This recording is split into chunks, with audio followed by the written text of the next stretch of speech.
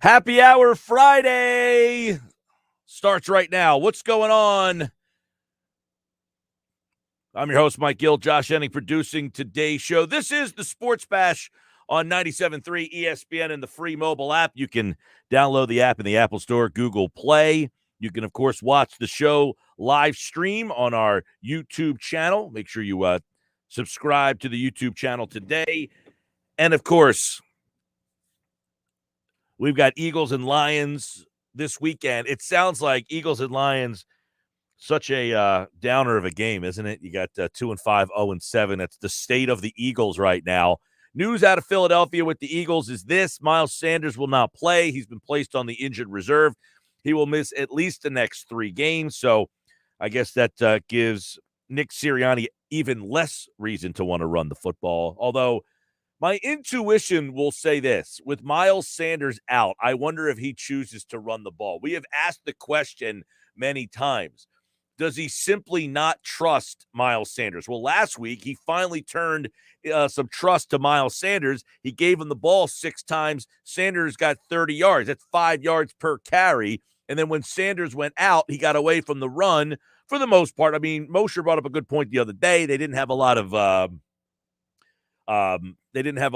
possessions to run the ball a whole heck of a lot. But, hey, I got news for you. I don't think they would have ran the ball all that much anyway. That being said, I think that Jordan Howard and Boston Scott should get an opportunity to show this coach, hey, let's see here. This is why. Boston Scott has been leaned on in the past. There has been times where the Eagles have needed Boston Scott, and he has come through. You remember a game against the New York Giants back in 2019. He had 10 carries for 59 yards. He had 6 catches for 69 yards. When he has been called on, he has been productive. He had a touchdown in that game. You remember a game against the New York Giants, the final game of the 2019 season. Boston Scott had 19 carries for 54 yards. He had 3 touchdowns. And in that game, he had 4 catches for 84 yards. He has 4 touchdowns in the 2 games that the Eagles have asked this guy to step up and be a bigger part of our offense. He has answered the call. So if I'm Nick Sirianni, I'm going back to the Wayback Machine and saying, what did the Eagles do? What did Doug Peterson do with Boston Scott that made him a productive player? Because Boston Scott has already proven that he can handle more if you put more on his plate. If you tell me, Nick Sirianni, I don't trust Kenneth Gainwell yet, I can't use him as my main running back. Okay, I'm not going to kill you for that. But what I would tell you is this: Boston Scott has proven that you can utilize him. You can give him a little bit of a leash. You can hand him the ball a little bit between the tackles.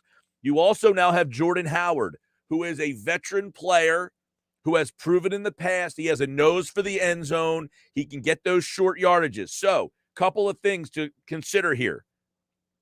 With Boston Scott and Jordan Howard, I am not telling you that those 2 players are more explosive or better options than Miles Sanders. But what I'm telling you is that maybe Nick Sirianni views those guys as, hey, maybe this is the week or this is the time. You got a Detroit Lions team that is dreadful defensively, that maybe we can see if we can get our run game going.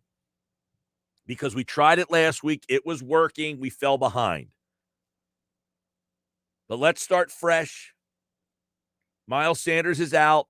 Next man up, that whole mentality. It almost doesn't sound like it makes any sense, but it almost, with the way this coach is coaching, is the only thing that makes sense.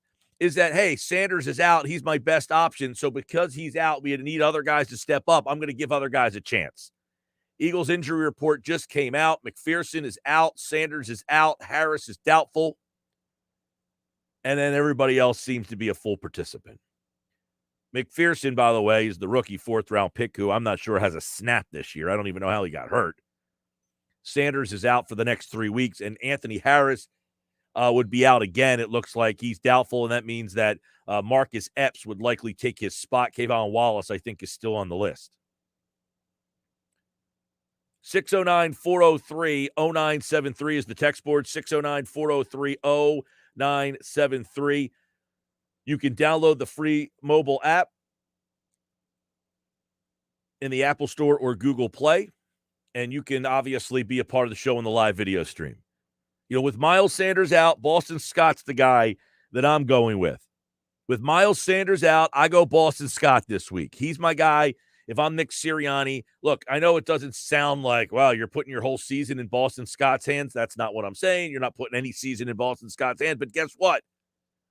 Boston Scott has shown me in the past that you can utilize him in the offense in both the running and passing game. He is a guy that is definitely serviceable in both, and you can mix it up. I like you to take a look at the fact that you can mix it up. You can use Gainwell in passing downs. You can have Scott run the ball on early downs, short yardage. You can bring Howard in. I like at the goal line, you have Howard. And that doesn't say you couldn't do this with Miles Sanders, but it's almost like, okay, we lost a weapon. We lost a weapon in the game, in our offense, which we don't use all that much to begin with. But how can we then move forward here? Because hopefully Nick Sirianni has come to terms with the fact, 7 weeks in, that he needs to evolve his offense a little bit and that he's putting too much on everybody's plate. What do you got? Nick Sirianni said today that Jordan Howard has been practicing with the first team. How does that make you feel? Does that give you encouragement? Does that give you discouragement? What is your reaction? It's a fair question. I mean, he's been practicing with the first team. I think that tells me that he is basically taking the Sanders snaps, which wasn't all that much to begin with. Right. You know what I mean? Like, somebody's got to take those snaps. Here's why. Sanders is the better blocker out of the other three guys. Gainwell can't block. Scott, that's not his forte. So who blocks? Howard. So in all of the passing plays, I would imagine you're going to see Sanders in there as the block, the guy who steps in to make that block. So here's the question. Who is in at running back too much of a tell? In other words, if Howard's in the game, is that a passing play? Because you're not handing it to him. You're using him as a blocker. If you switch Howard out and put Scott in, does that necessarily mean that you're now going to use him to run the ball? I don't want to say run the ball in the traditional sense, but would you be more inclined to use him in the RPO than you would Jordan Howard? I would think so. I would assume so, unless you're going to use Howard as a blocker out in front of Hurts. Right, exactly. And look, the whole point of the RPO isn't like, hey, we are putting in a blocker. We're putting in a guy that you want to option that ball to. Not that you wouldn't option it to Howard, but he doesn't have that hit the corner speed, that can get to that outside. Boston Scott's got a little burst. He's got a little giddy up. Right, and so does Gainwell. But the problem is with Gainwell and Scott, them blocking is basically them throwing their bodies into the defender and hoping for the best. Yeah, they definitely are, and Gainwell specifically is not a very good blocker at all, and that's one of the reasons why, rookies, they have a hard time getting on the field as running backs a lot of the time in a full-time capacity because they don't block very well. And this offense, for God's sakes, you need somebody to block extra almost all the time because you're constantly throwing the football. Yeah, so that was a huge reason why people forget why the Colts wanted Edgerrin James years ago, because they wanted a guy next to Peyton Manning who could pick up the blitz. Yeah, I mean, a lot of these teams, I think Jordan Howard, by the way, is regarded as one of the better blocking backs in football. He's definitely the best blocker running back on this team. Yes, he is. He's by far and away going to be. In fact, he's regarded as one of the better blocking running backs, period. So the problem is he's been inactive every single game. Now he comes in, he's active. And I would imagine he goes right in and gets the Miles Sanders snaps. That doesn't mean he gets the Miles Sanders runs. The question is, who gets those? In other words, you're laughing, but they did run the ball out of the chutes last week, okay? So if they come out and run a similar style of offense where they're going to get under center, turn around and hand the ball to somebody, who's that somebody this week? And I would say that somebody should be Boston Scott. That Boston Scott has proven in the past that he can handle a game or two where he's carrying the ball, 15, 20 times. He's done it before. He's had a couple of games. We've had the Boston Scott game where he had the 3 touchdowns. He had 19 carries. The game against the Giants, he had 19 carries in that season finale. He's had other games now where he has been productive when when Doug Peterson leaned on him to be the guy. Now, I know people out there. See, here's the issue that comes into play. We have a situation where we're talking about a path to victory. How does this team win the football game? And most people out there are saying, win the football game? Are you kidding me? Like, this team can't win, and who cares? They have to start getting a better feeling. I know there's that feeling of you got to lose, you get the draft pick. You cannot lose to the Detroit Lions, because if you lose to the Detroit Lions, this isn't about losing in draft picks. This is about a dysfunction in the organization that could carry over for years, and here's why. As much as people want Roseman out, I would still tell you that's not going to happen.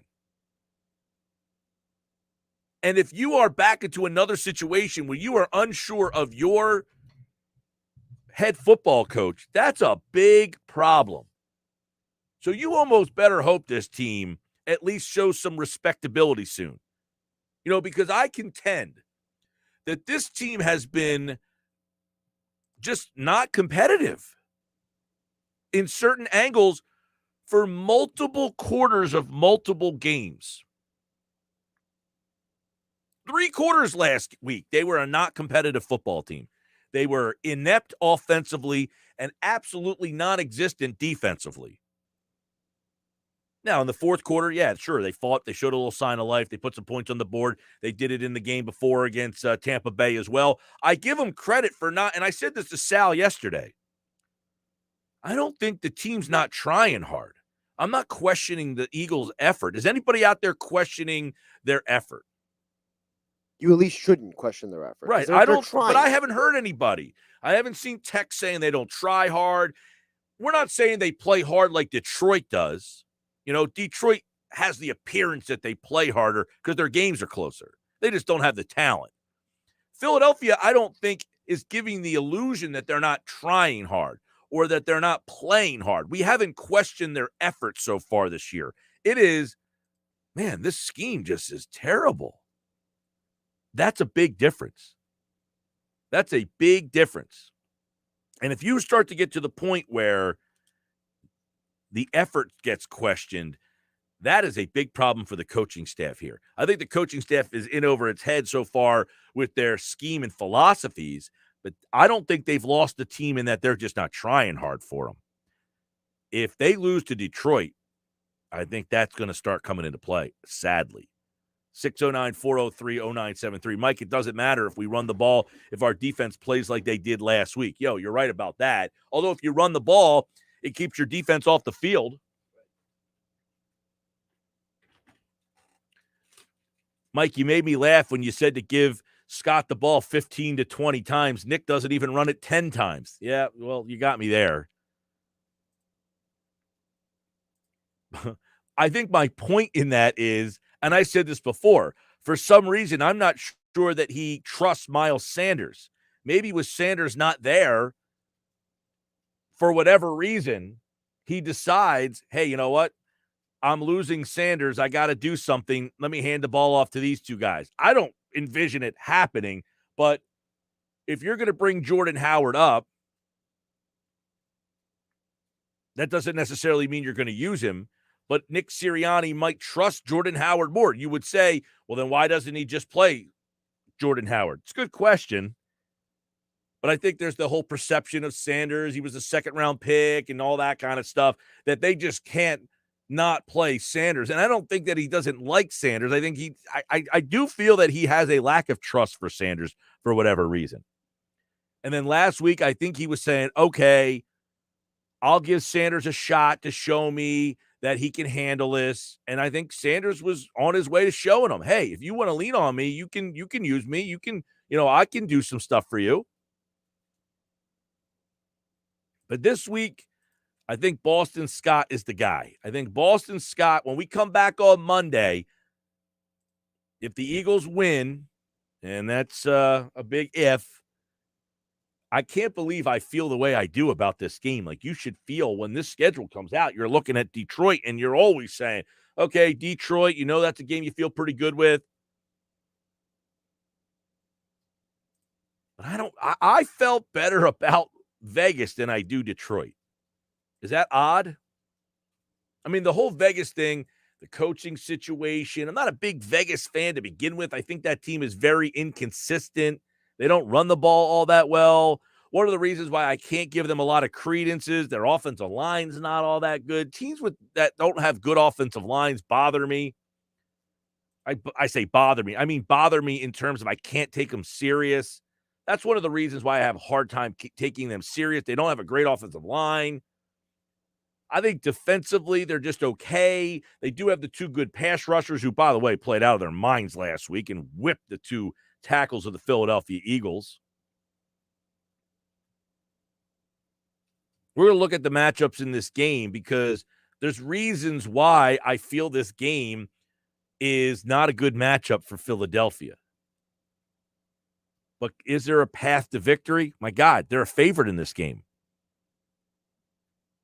The Philadelphia Eagles are a favorite in this game, so of course there has to be a path to victory. If you are the odds maker and you are setting the line for this game, right? If you set the line for this game as Philadelphia favored by 3.5, what did you see that makes you feel that they're the better football team on the road, mind you? Right? They're the better football team on the road. And Miles Sanders going out, that doesn't affect too much, as I think you guys have kind of agreed with, is that Miles Sanders has just not been a big part of the offense so far this year. I mean, he's essentially been almost a non-existent part of the Philadelphia Eagles offense. It's amazing, too, because, every time he seems to touch the ball, he gets positive yardage. Every time he seems to touch the ball and get caught on, he does something that helps the team out on the offense. You're always kind of like, he gets a big run. He's ripping off a big run. Last week, he had 5 yards a carry. The week before that, 6 yards a carry. The week before that, 4 yards a carry. He had 13.5 yards a carry in the game against Dallas. Now, he only carried it 2 times. Against San Francisco, 4 yards a carry. Against Atlanta, 5 yards a carry. I mean, he's averaging 4.8 yards per carry, but he's only carried 63 times. It's comical. In 7 games, he has 63 carries. My God, Derrick Henry is halfway to that in a game. So I don't know how Miles Sanders being out changes the offensive game plan this week, but I have an intuition. All right, my friends? I just have a little bit of a feeling that for whatever reason,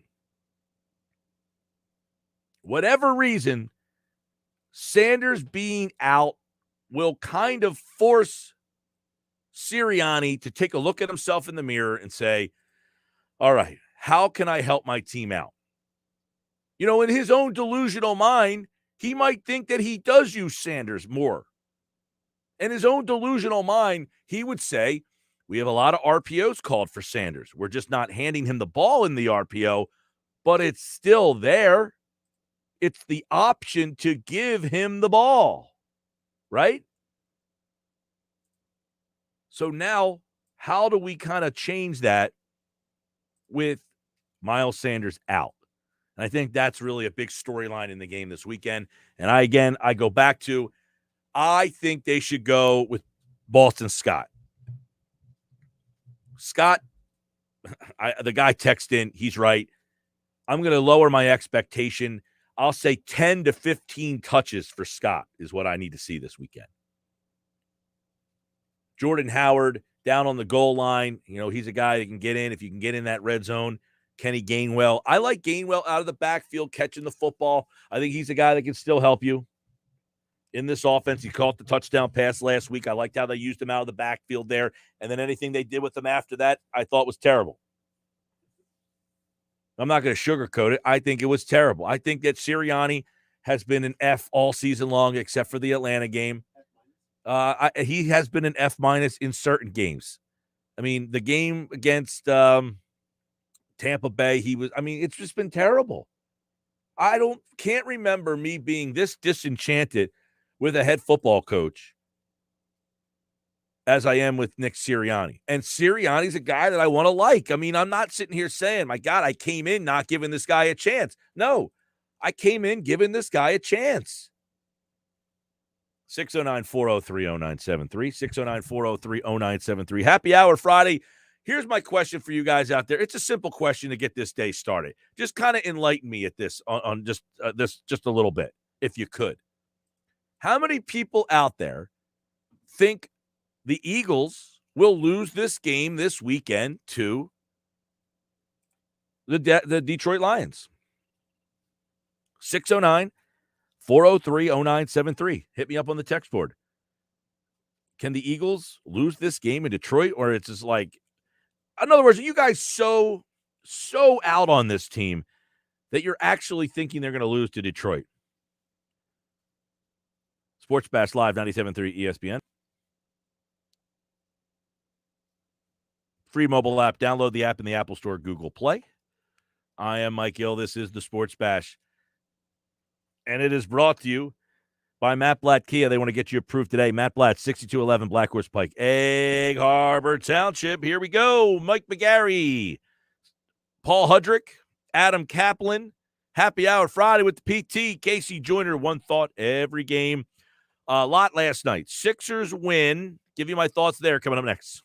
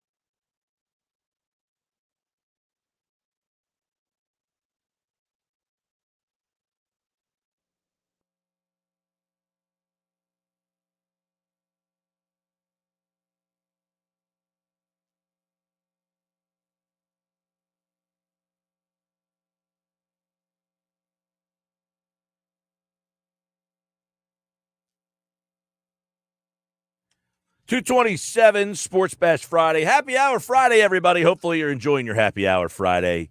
Hopefully the weather doesn't get too crazy out there. It's supposed to be kind of nasty out there throughout the course of the day. Might even start it. I don't know. I'm in a room without windows.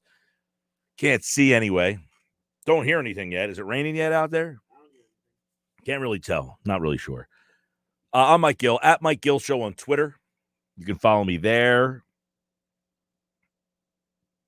I want to get into the Sixers from last night. Paul Hudrick's going to join me a little bit later on inside the Sixers as we'll talk about what's going on with this team. Because, in that game last night, if you watch the Sixers last night and you take away that this team, they won the game. And look, here's the problem I have with this team right now. It is evident and obvious that this team is simply not good enough as constructed. The team is you're watching that game last night. They're playing Detroit, who stinks. And yeah, you won the game, and Embiid had a monster game last night, 30 points and 18 rebounds. But I got to be honest, it is hard to get excited about the team as currently constructed. So I don't know if that's getting Ben Simmons back. Does that change the narrative? Probably not.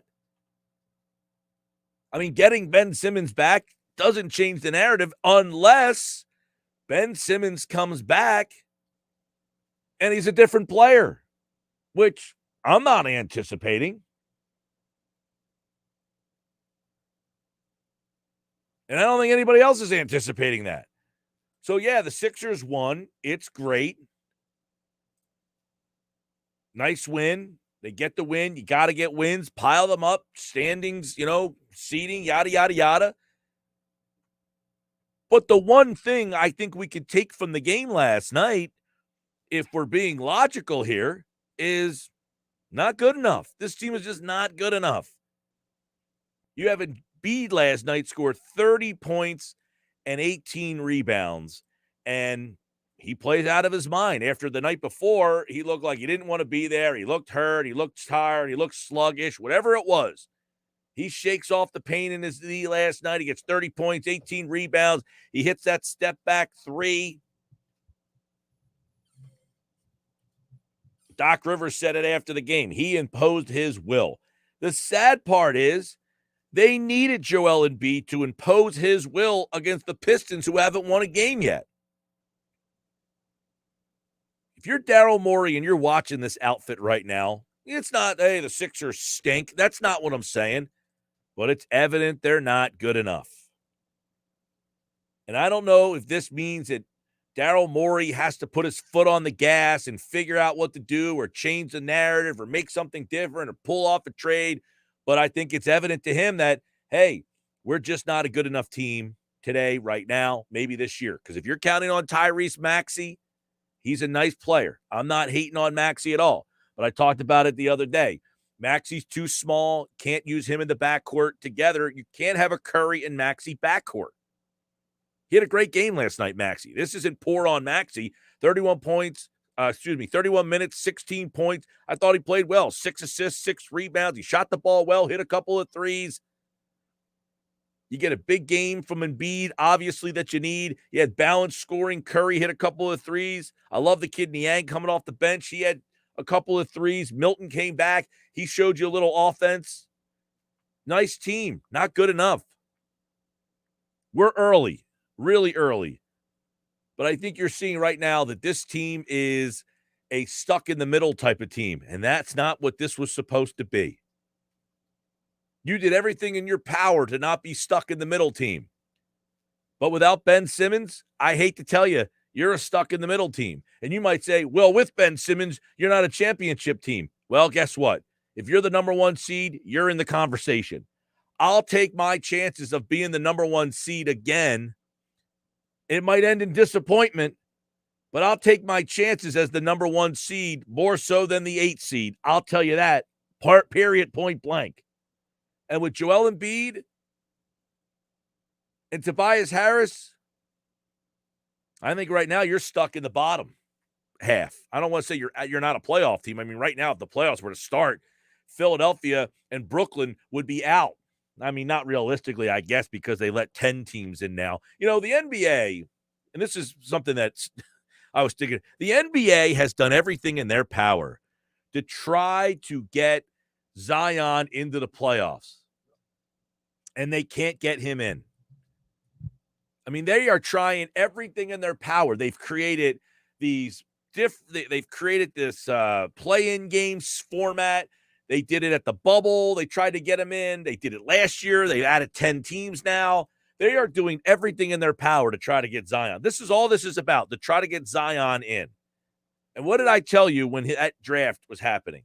That Zion is not a player who's going to make you go from the number one pick to all of a sudden turning your franchise around. Individual talent, yes, he's going to put points. He's going to look like he's got a tremendous stat line, but he is not a winning player. So there's a couple of things from the game last night. When I'm just watching that game, I'm just thinking to myself, hey, I'm watching this. Remember a couple of years ago when the games with Horford and Josh Richardson, like, they were painful to watch. They were just not fun. That team just wasn't fun.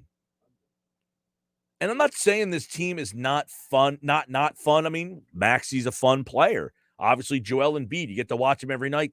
I will, anything the Sixers do for the rest of eternity in Joel Embiid's career, you will always have that. I will always have this to say.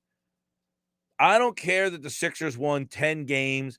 I don't care what they did. They got Joel Embiid, and I will cherish the fact that I got to watch this guy's career every single night. To watch a unique player of this magnitude every single night. But what I fear right now is basically what I think everybody fears, is not good enough. We'll talk about that. Eagles, Phillies, Bryce Harper made some news. We'll give you the details. Sports Bash brought to you by Matt Blatt Nissan. They want to get you approved today. Matt Blatt, now open, Black Horse Pike, Egg Harbor Township, next to Home Depot. Online, mattblattnissan.com. Coming up, Mike McGarry from the Press of Atlantic City. Take a look at the big games of the weekend. Knicks are the number one seed in the East right now. How long will that last? World Series Game 3 tonight here on 97.3 ESPN. Paul Hudrick, 325 today. We'll talk about this Sixer team. Does he get the feeling that this is a team that is kind of stuck in neutral? But I said, I repeat, Joel Embiid, I don't care if he won 10 games, 4 games, 15 games. Whatever they did to get Joel Embiid is worth it. Okay? He is worth watching his career. He is entertaining enough. Here's the problem right now. As currently constructed, I'm sorry to tell you, with Ben Simmons, they're the number one seed. Without him, they're this, whatever this is right here. I'll take my chances as the number one seed. You could be the other guy. I'll be the number one seed. You could be this guy. I'll take the guy who helped me be the number one seed. I'll take him. You can have these guys because this isn't fun. Sports Bash Live, 97.3 ESPN, the free mobile app.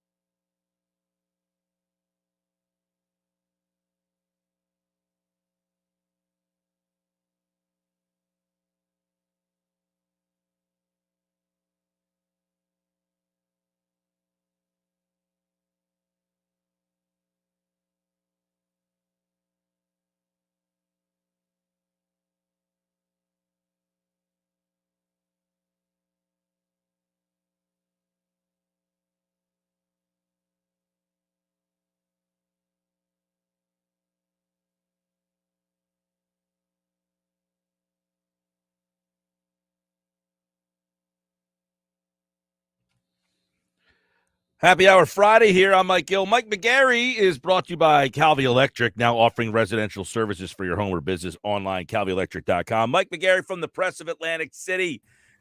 He is their do-it-all, and he's even here Mondays, Wednesdays, Fridays. We like to look at the weekend ahead. And I would where are you at tonight, Mike? Everything's kind of like all in flux, up in the air. We got cancellations. You got I guess Holy Spirit's still playing, right? That is correct. After I'm done here, I'll be heading down the parkway from my house. It looks very windy outside. I'm not a fan of the wind, but it looks like we'll be at Holy Spirit for St. Augustine at Holy Spirit tonight. All right, we'll get some thoughts on that game in just a bit, but we got some other things to get into. Let's start with the Sixers from last night. And I watched the game. They win. Big night from Embiid. He looks terrible against the Knicks. He comes back last night. What's your read into 30 points, 18 rebounds one night, not looking so good the other? Disinterested against the Knicks? I don't know. Did he have a good meal? I don't know, but I think it's a good sign that he came back and played well last night. It looked like the Joel Embiid that we all know. I just think he was much more aggressive, looking for a shot. He actually dunked the ball last night. It's hard to believe 5 games into the season, that was just his second dunk of the season. And I think more than anything, that's an indication of kind of his passive play. As far as his effort against the Knicks, I give the credit to the Knicks there. I thought the Knicks defensively took him out of it. And, the Knicks are 4-1 and not a bad team. So for the Sixers to be good, Embiid has to play the way he played last night, not defer to teammates, not do what he said in the post-game interview. He said he's trying to ease the transition for Maxey. No, Joel Embiid is getting paid $30 million a year. He was signed to a supermax contract to shoot the ball 20 times a game and get to the foul line 15 times a game. Forget about this passing stuff. Yeah, well, even though the fact, and Doc Rivers said last night, he imposed his will, they had to get a 3 from him late in the game to essentially win that game, which tells me, Daryl Morey has to be watching this and saying, not good enough. Like, he's got the wheels have to be turning, don't you think? Yeah, absolutely. I thought the thing that Embiid said last night that was key was he said about this season, and I actually thought this during the game last night, was that they don't get any easy baskets. They didn't get any easy baskets last night. They really haven't gotten many easy baskets this season. Now, as I wrote a story that's up on our website right now, the reason why some people might say is because Simmons isn't there to push the basketball in transition and get you those easy baskets. And that's the Simmons conundrum to me. I mean, if Simmons is there last night, you probably win that game by 25 points. Simmons gets a triple-double. The Ben Simmons fans, love it. And that's what Simmons can do in the regular season. The conundrum part of it is when it comes to the postseason, that he can't do those things. So you end up getting eliminated in the postseason. So that's where Simmons is a sort of conundrum for the team. He gets you easy baskets. He makes life better and easier in the regular season, but in the postseason, he doesn't. Yeah, that's, outside of him coming back a different player, you're probably in a similar boat. I would say this, right now, and I guess we're early, but right now they would not be in the playoff field with Ben Simmons. You're essentially playing for the number 1 seed in the conference, so getting him back certainly helps in seeding. You would take your shot being the 1 seed more than you would being stuck in the middle. Yeah, I think you would, but I think history has shown us that that's probably going to end with a second round loss.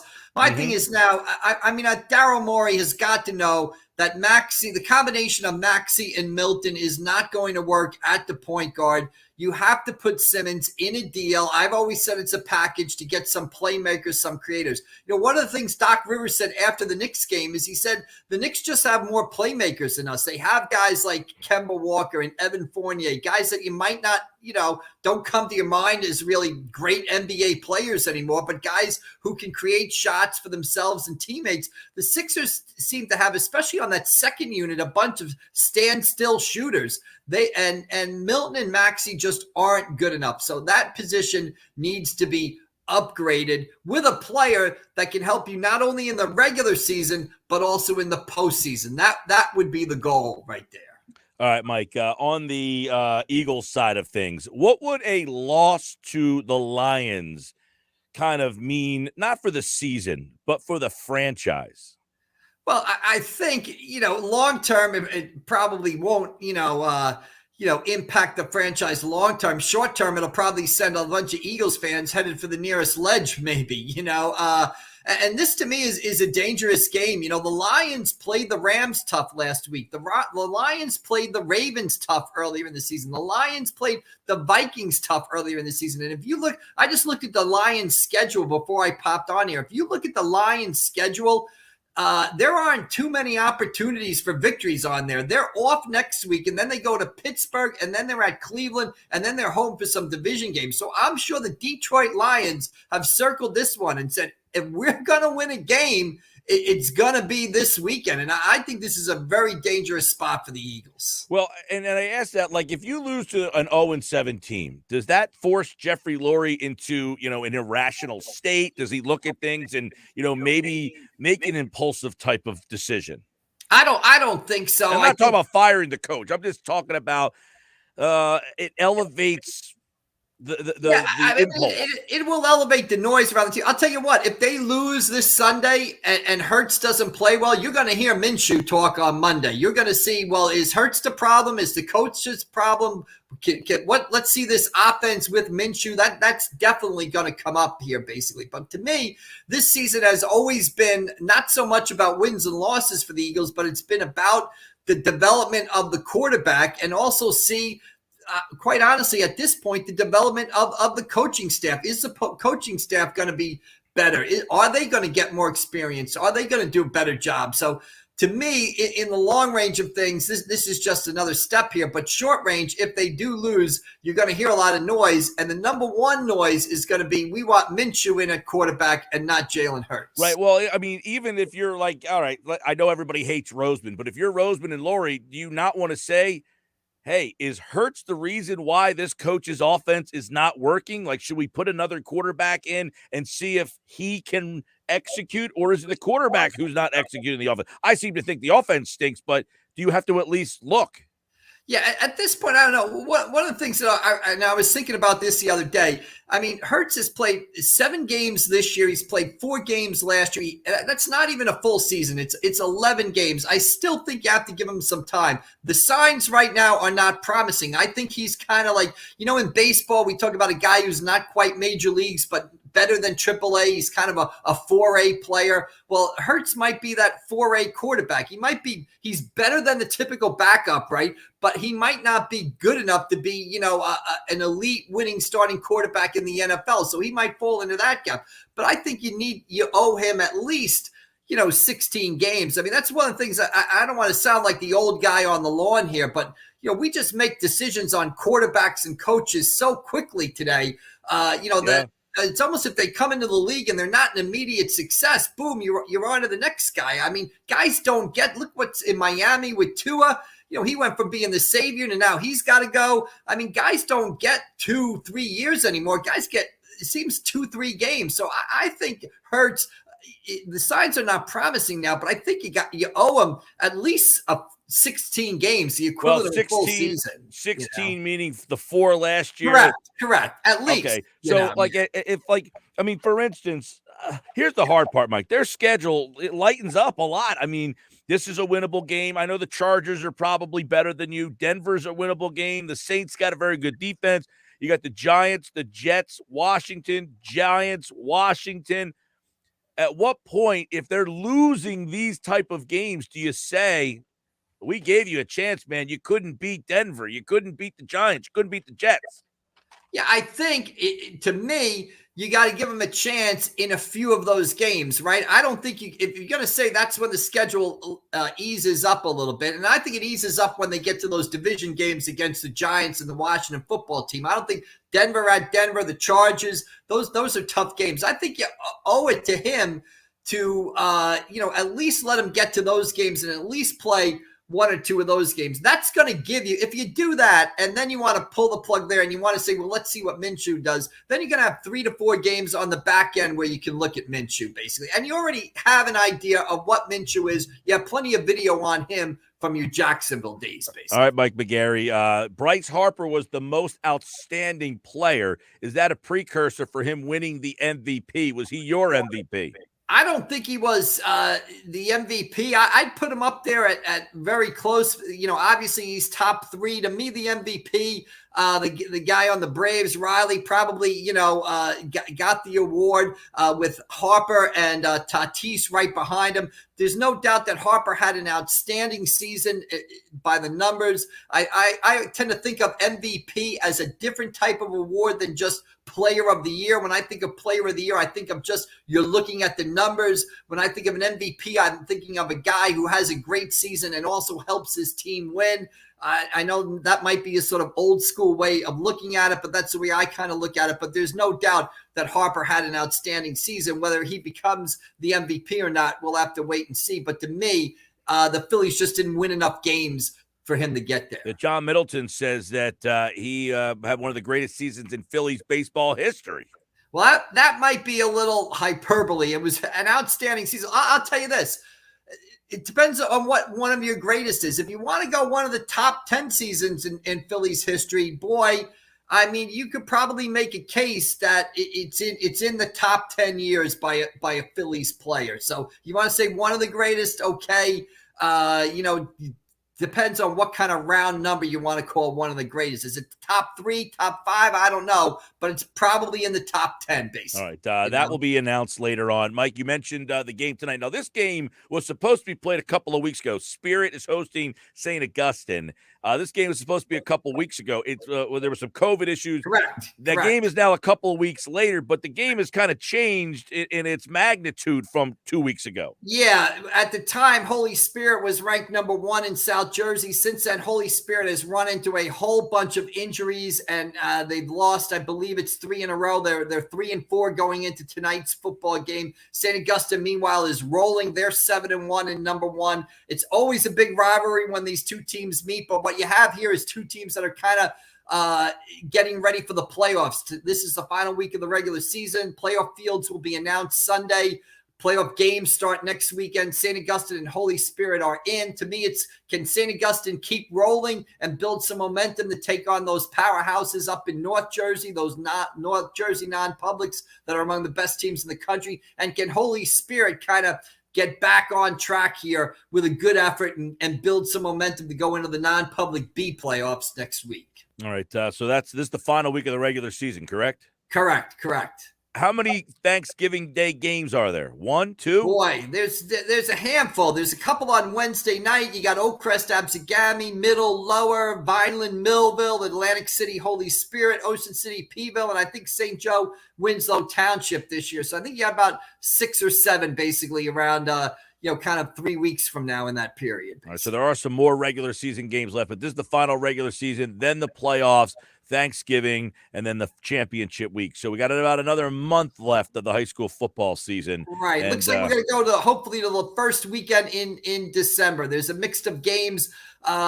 Some championship games will pop up that Thanksgiving weekend for teams that don't have a Thanksgiving rivalry game, and the teams that don't make the playoffs will be playing some regional crossover games. The schedule gets a little loosey-goosey, as A-Rod would say, the couple of weeks, basically. All right, Mike McGarry from the Press of Atlantic City. There's a look at everything going on this weekend. Mike, we'll talk to you Monday when your Giants take on a struggling Kansas City team. All right, pal. All right, we'll see you later. That's Mike McGarry, as always, from the Press of Atlantic City. He'll be back Monday. We'll look back at the weekend that was. He's brought to you by Calvi Electric Company, offering residential services for your home and business online at calvielectric.com. All right, I'm Mike Gill. This is the Sports Bash. Hopefully you're enjoying the Friday edition here. All right, text board, a couple text messages coming in, 609-403-0973, 609-403-0973. Bryce Harper, most outstanding player. He won the award last night for most outstanding player in the National League. We'll see if he ends up winning the MVP, which will be announced, I think, November 28th or something like that. Later in November. All right, next hour, Paul Hudrick. And on the other side, it's our Sal Pal Friday.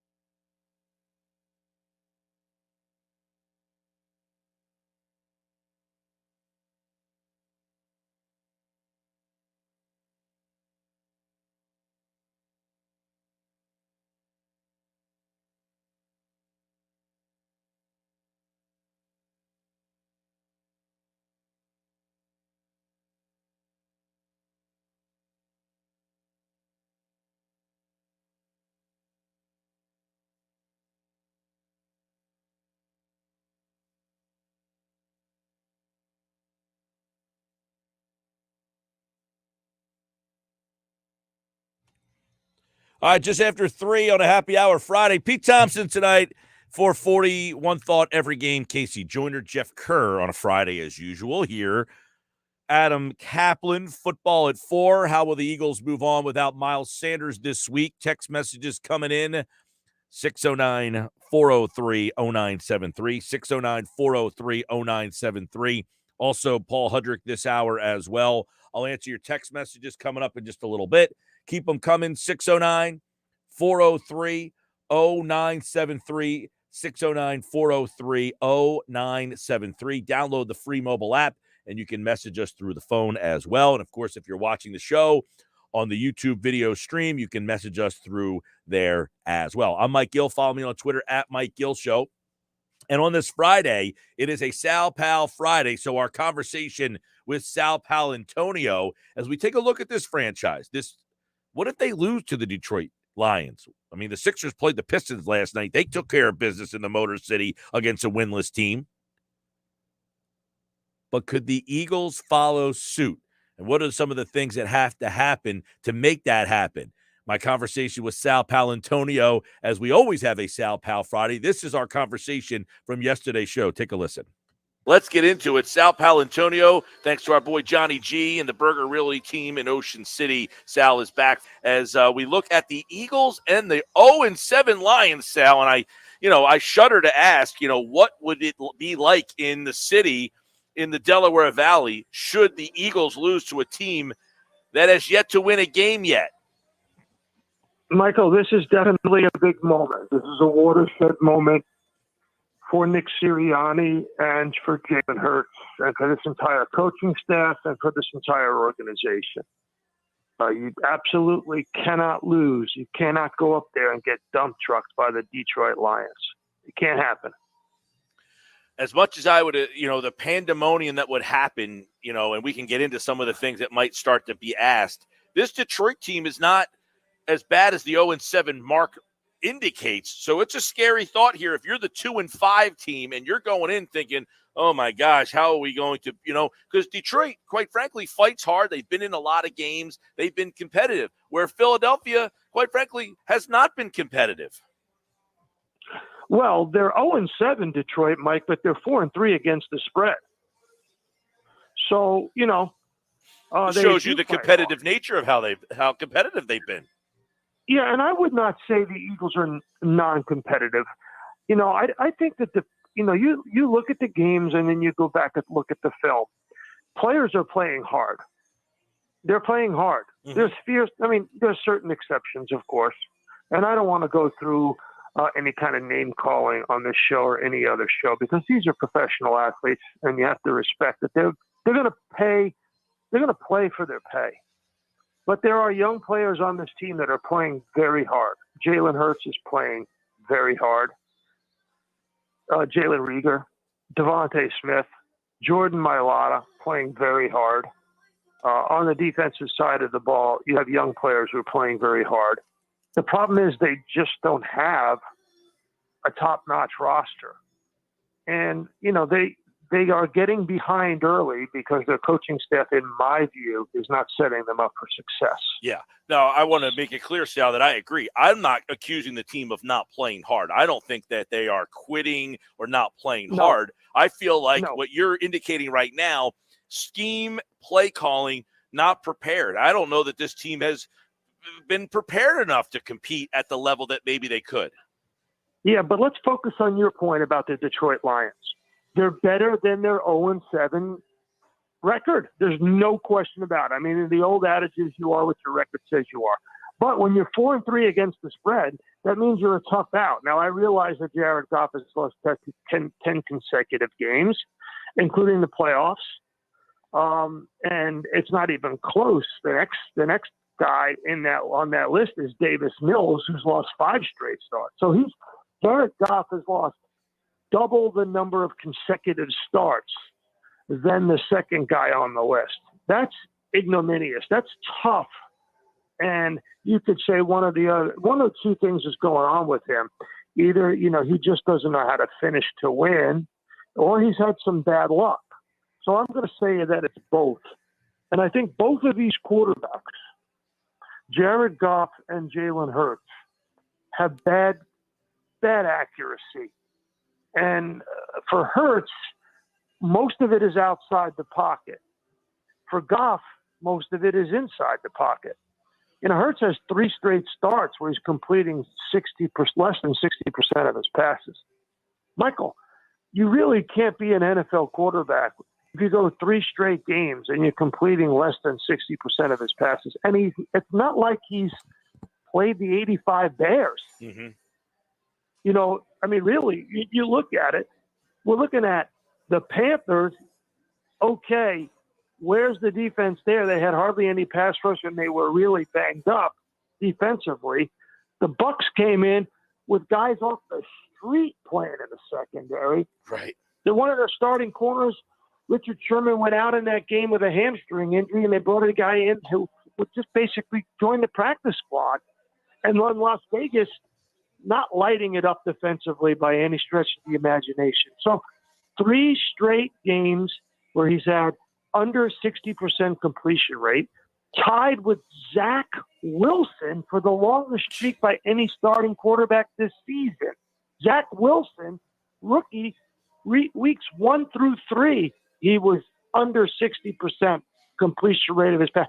So this is a bad situation with Jalen Hurts, and it's holding, in my view, it's the number one thing holding the team back. So why is he so inaccurate? Why? So you got to look at it. Let's go back to scheme. It's not set up for him for success because they don't have anything on schedule offensively. Sirianni has been poor to failing in running the football, both in terms of aggressiveness, design, and commitment. So all 3 areas. I said both, but I meant all 3. Mm-hmm. In all 3 areas, there's no definition in the running game. That's not helping Jalen Hurts. 2, Jalen Hurts is not progressing in terms of being a pocket passer. We can agree on that, right, Mike? 100%. Okay, so whose fault is that?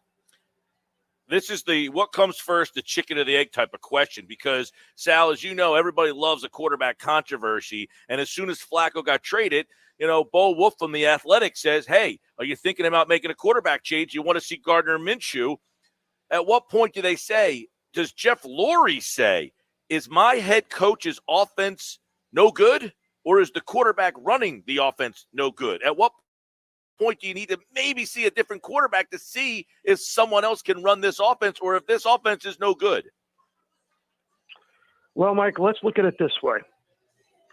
You're already looking at 2 of the top 10 picks next year. So people who suggest the team is somebody made this comment yesterday. I don't know who it was, that the team might be tanking. Mm-hmm. I just don't see that. Why? What's the advantage of that? You already have 2 top 10 picks, that may be a 3rd top 10 pick, depending on how the Colts and Carson Wentz do. So you're 2-5 right now. Let's say, God forbid, you lose to the Lions, which is not out of the realm of possibility. No, it's any not. stretch of the imagination. No, it is not. And you're 2-6. Chargers come in, you're 2-7. You go play Denver, 2-8. Saints have a very, very good defense. They're top 5 in points allowed. Mike, you're 2-9. Right, you're 2-9, and by the way, you've got Washington twice, New York twice, and the Jets on your schedule. If you go through that stretch of games losing some, you're going to be looking at it like we lost to the Giants, the Jets, and the Washington football team. They might have to reevaluate this whole situation, no? Well, no, but I'm going back to your question of when do you go to Minshew Okay. and do you go to Minshew? Okay. So we're in the 2, from losing to the Raiders to playing the Giants. Yeah, you got to buy in week 12. You got to buy in week 12. That's it, right? Yeah. Is that the spot? Do you wait till you're 2-9 and go to Gardner Minshew? That's my point. Do you wait till then? So I think this is where, as Ron Jaworski used to tell me all the time on the matchup show, this is where the rubber meets the road. Right here, this game, right now. This is the game they have to win and show progress on offense, or everything is up for conversation. Has to be, including changing the quarterback position. Agree with that. When Sal Paolantonio, when you hear a guy like Fletcher Cox, he's an all-pro, he's a pro bowler, he's the veteran of this team, and he starts to question the way they're calling the defense, what does that signify in that locker room and with the coaching staff? Well, it's not good. You never want a guy like Fletcher Cox, who helped you win a Super Bowl and has been an all-pro and one of the highest paid members of your football team, questioning your rookie defensive coordinator. That's not a good thing. They try to put a brave face on it, both the head coach and the DC coming out of that. But, I have to side with Fletcher Cox. He's got too much experience. He's got too much wear on the tires. I'm listening to that guy. Mm-hmm. Aren't you? Yeah, I am. And I'm looking at Fletcher Cox because this defense, 91%? They're giving up over 80% completions to multiple teams. I mean, it's unbelievable how vanilla the defense is. So Fletcher Cox is saying, look, they're not using me the right way. I got to believe him because the defense has never looked this bad before. No adjustments, no changes. And they continue to say, we're going to put too much in our least talented players' lap. They're asking the linebackers to do way too much in this scheme, are they not? Yeah, well, go to the Instagram, Sal Pal ESPN. Matt Bowen, my teammate on the Master Show, breaks down the Eagles' quote-unquote vanilla defense. Look specifically at an underneath throw where the Eagles just failed to play the proper zone coverage. Mm-hmm. And even if they did, the pass would have been completed because their zone is so vanilla. Look at that play, and you'll get a really good indication of just how bad this defensive scheme is. These defensive players are not as bad as the scheme. Agree. They just are not.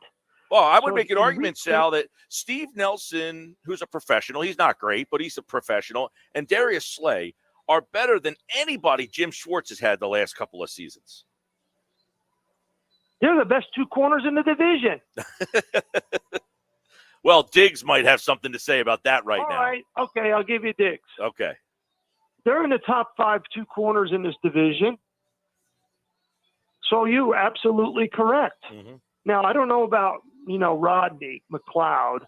He's obviously slowed down post-injury. Yeah. And, he's got to get his legs back.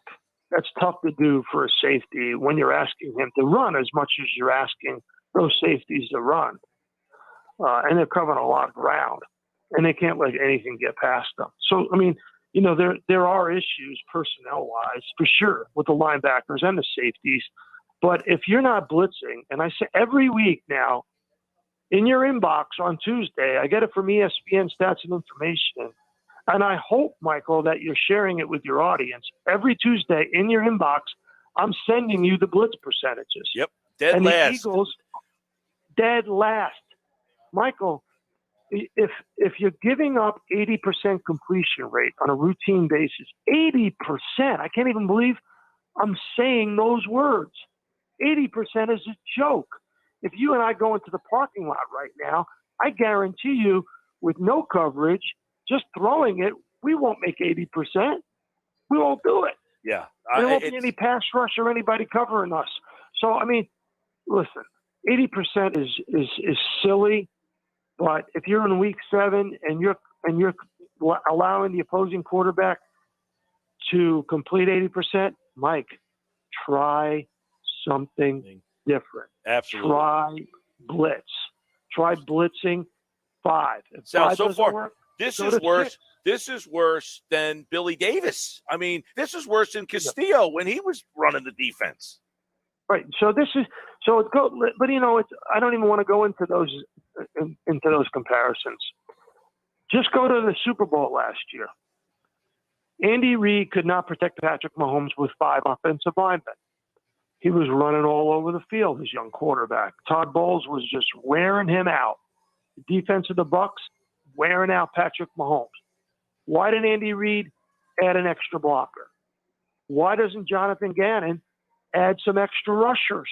Mm-hmm. If you're not getting to the quarterback, mm-hmm. You're exposing your overused linebackers and your secondary. Just get after it's not rocket science, Mike. I'm sorry. It's just not. Totally agree. And the fact that Taylor is in over his head. What is he? He's an athlete. Use him as a blitzer. Don't keep him in coverage because teams are looking for him in coverage. Hey, I got an idea. Get Taylor either off the field or use him in a different role because teams are finding him and they are going right at Davion Taylor. I mean, him, oh my gosh, it's unfortunate. I feel bad for the kid. It's not flowers in the dirt, okay? By the way, that was Paul McCartney's worst album, Flowers in the Dirt. Who even remembers that? Nobody. I mean, there's a reason why some metaphors are called sophomoric, because they're more suitable for high school sophomores, not grown men playing professional football. I said if you brought that out to the freshman football team, they'd look at you like, what are you talking about? I mean, I get what he's trying to say, and it's like I'm not like saying his metaphor was off base, but it's like, what are you trying to get across here? What is your message? It just feels that this team – I want to give the guy a chance. I want to like him.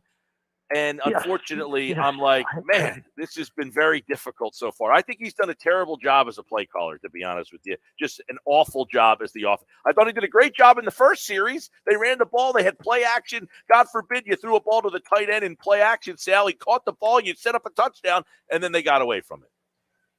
You know what the chairman of the board said? The godfather of all things Jersey Shore in the 50s, Frank Sinatra. He said, drop the metaphor, get me a martini.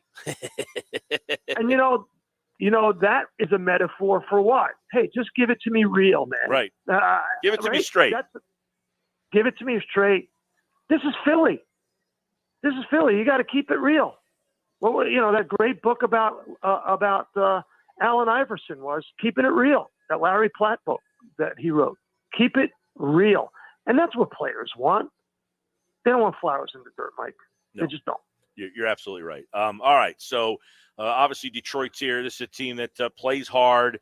Their defense stinks. I don't know. I don't know about you. I don't know that the Eagles make the necessary adjustments right now where they are. The way it feels, it just feels like we've been asking for adjustments. They're not happening. This to me seems like a game they don't win. Well, here's the deal, Michael. I've been on your show a long time. I've covered this team for a long time.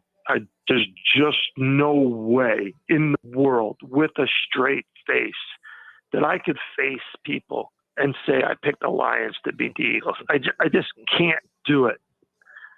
There's not enough of, pop, fizz, Alka-Seltzer for me to make it go down smooth. I can't do it, Michael. I can't pick the Lions over the Eagles. I'm going to take the Eagles to draw a line in the sand, and I'm not playing off flowers in the dirt. I'm just saying draw a line in the sand and say, this is where the buck stops. We're going to beat this bad Lions team, and I'm going to take the Eagles winning the game 24-20. All right. Sal Pal Friday on a Thursday here on the Sports Bash Live 97.3 ESPN. I'm Mike Gill. That's Sal Pal Tony. Where are you at this week? I'm going – people are going to hate me. Because Carson Wentz is resurging, I am going to Indianapolis for Titans at Colts. And boy, oh boy, you look at Carson Wentz, he's only thrown one interception, I do believe. One. He was throwing one a quarter last year. Yeah. Well, I'm sure he will be happy to see a familiar face. Yes, he will. If he waves to me with all five fingers, Michael, I know I'm doing okay. All right, Sal Pal, we'll catch up with him next week here. He has Eagles over the Lions. Lord hope so. Sal, take care, man. Okay, brother. Sal, of course, Johnny G and the Burger Realty team. Thanks to Johnny G, always delivering us Sal Pal for the Friday, Sal Pal Friday here on the Sports Bash. He likes the Lions. There you go. And he only likes the Lions because he said he couldn't pick the Lions to actually win a football game. Give it to me straight, says Sal Pal. I'm Mike Gill. This is the Sports Bash Live on your Friday, 609-403-0973. I got the text board in here. I got your messages on the mobile app. If you're watching the show, in the comments section on the video stream. When we come back, my man Paul Hudrick covers the 76ers. Are the Sixers content with what they have right now? After last night's game, I can't be content if I'm Daryl Morey. We'll discuss coming up next here on the Sports Bash Live on 97.3 ESPN and the free mobile app.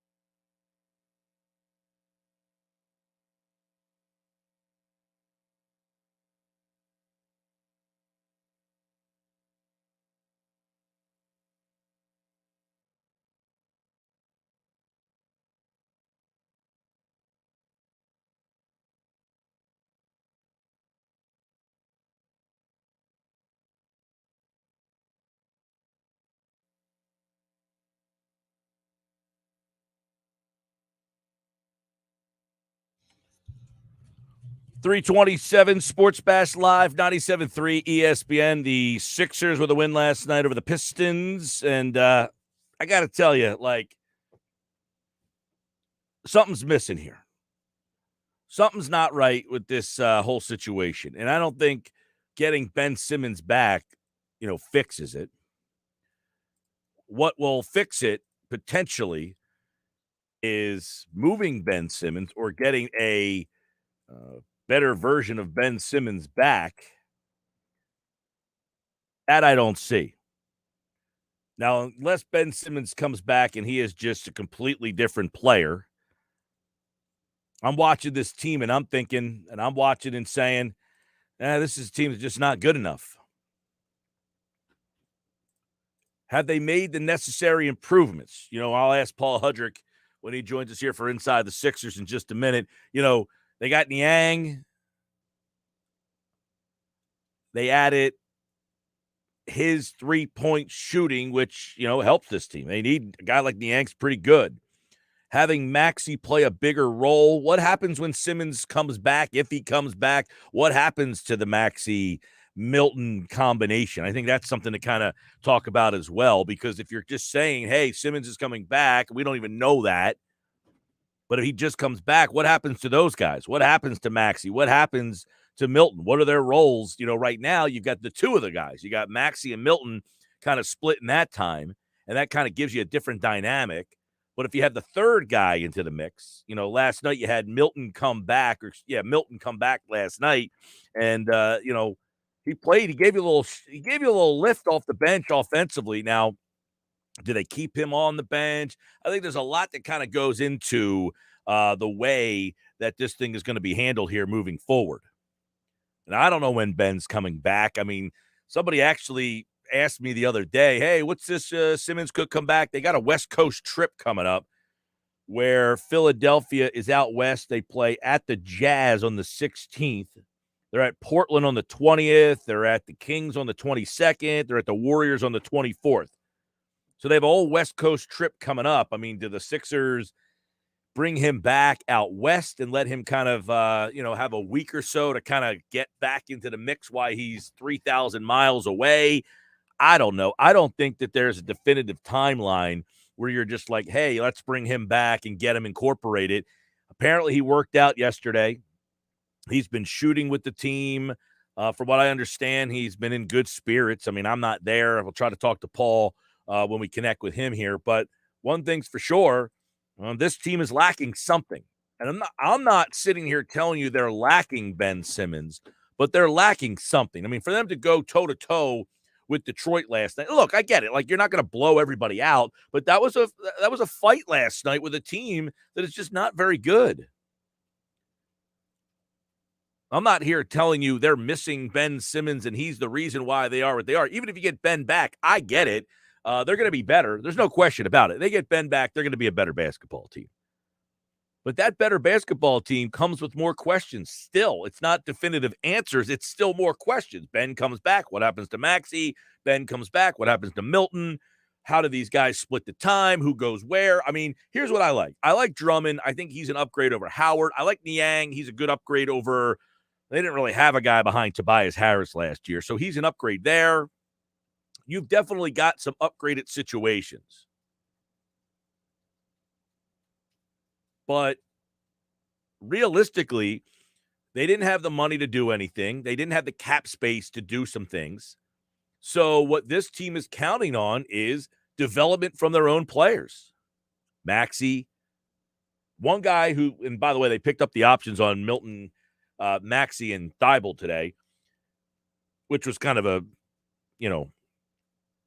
foregone conclusion. They weren't going to let those guys go away. But the thing is, those guys' development is fine. You are counting on, though, those guys really adding huge development.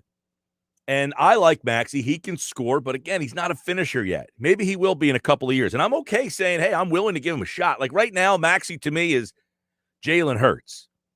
He puts up big numbers. He's exciting to watch at times, but he doesn't finish all the time because he's too small. He's not strong enough. How many times do we see Maxey go to the basket? He loses control of the ball. He goes flailing on the floor. That doesn't make him a bad player. I'm just saying he's not a complete player yet. He's 20 years old. He's a 20-year-old kid who, by the way, was like the 15th whatever pick in the 22nd, whatever pick he was in the 20s in the draft. It wasn't like a lottery pick who came in with all this fanfare. And that doesn't mean, look, Giannis, I'm not comparing Maxey to Giannis. I'm just saying you don't have to be drafted number one to turn into some superstar. Giannis, when he was a young kid, he wasn't stronger. He wasn't developed. He has gotten stronger and developed over time. Maxey can get stronger and develop over time. He's not going to turn into Giannis Antetokounmpo, for God's sakes. My point is he can get stronger. Giannis couldn't finish as a younger player.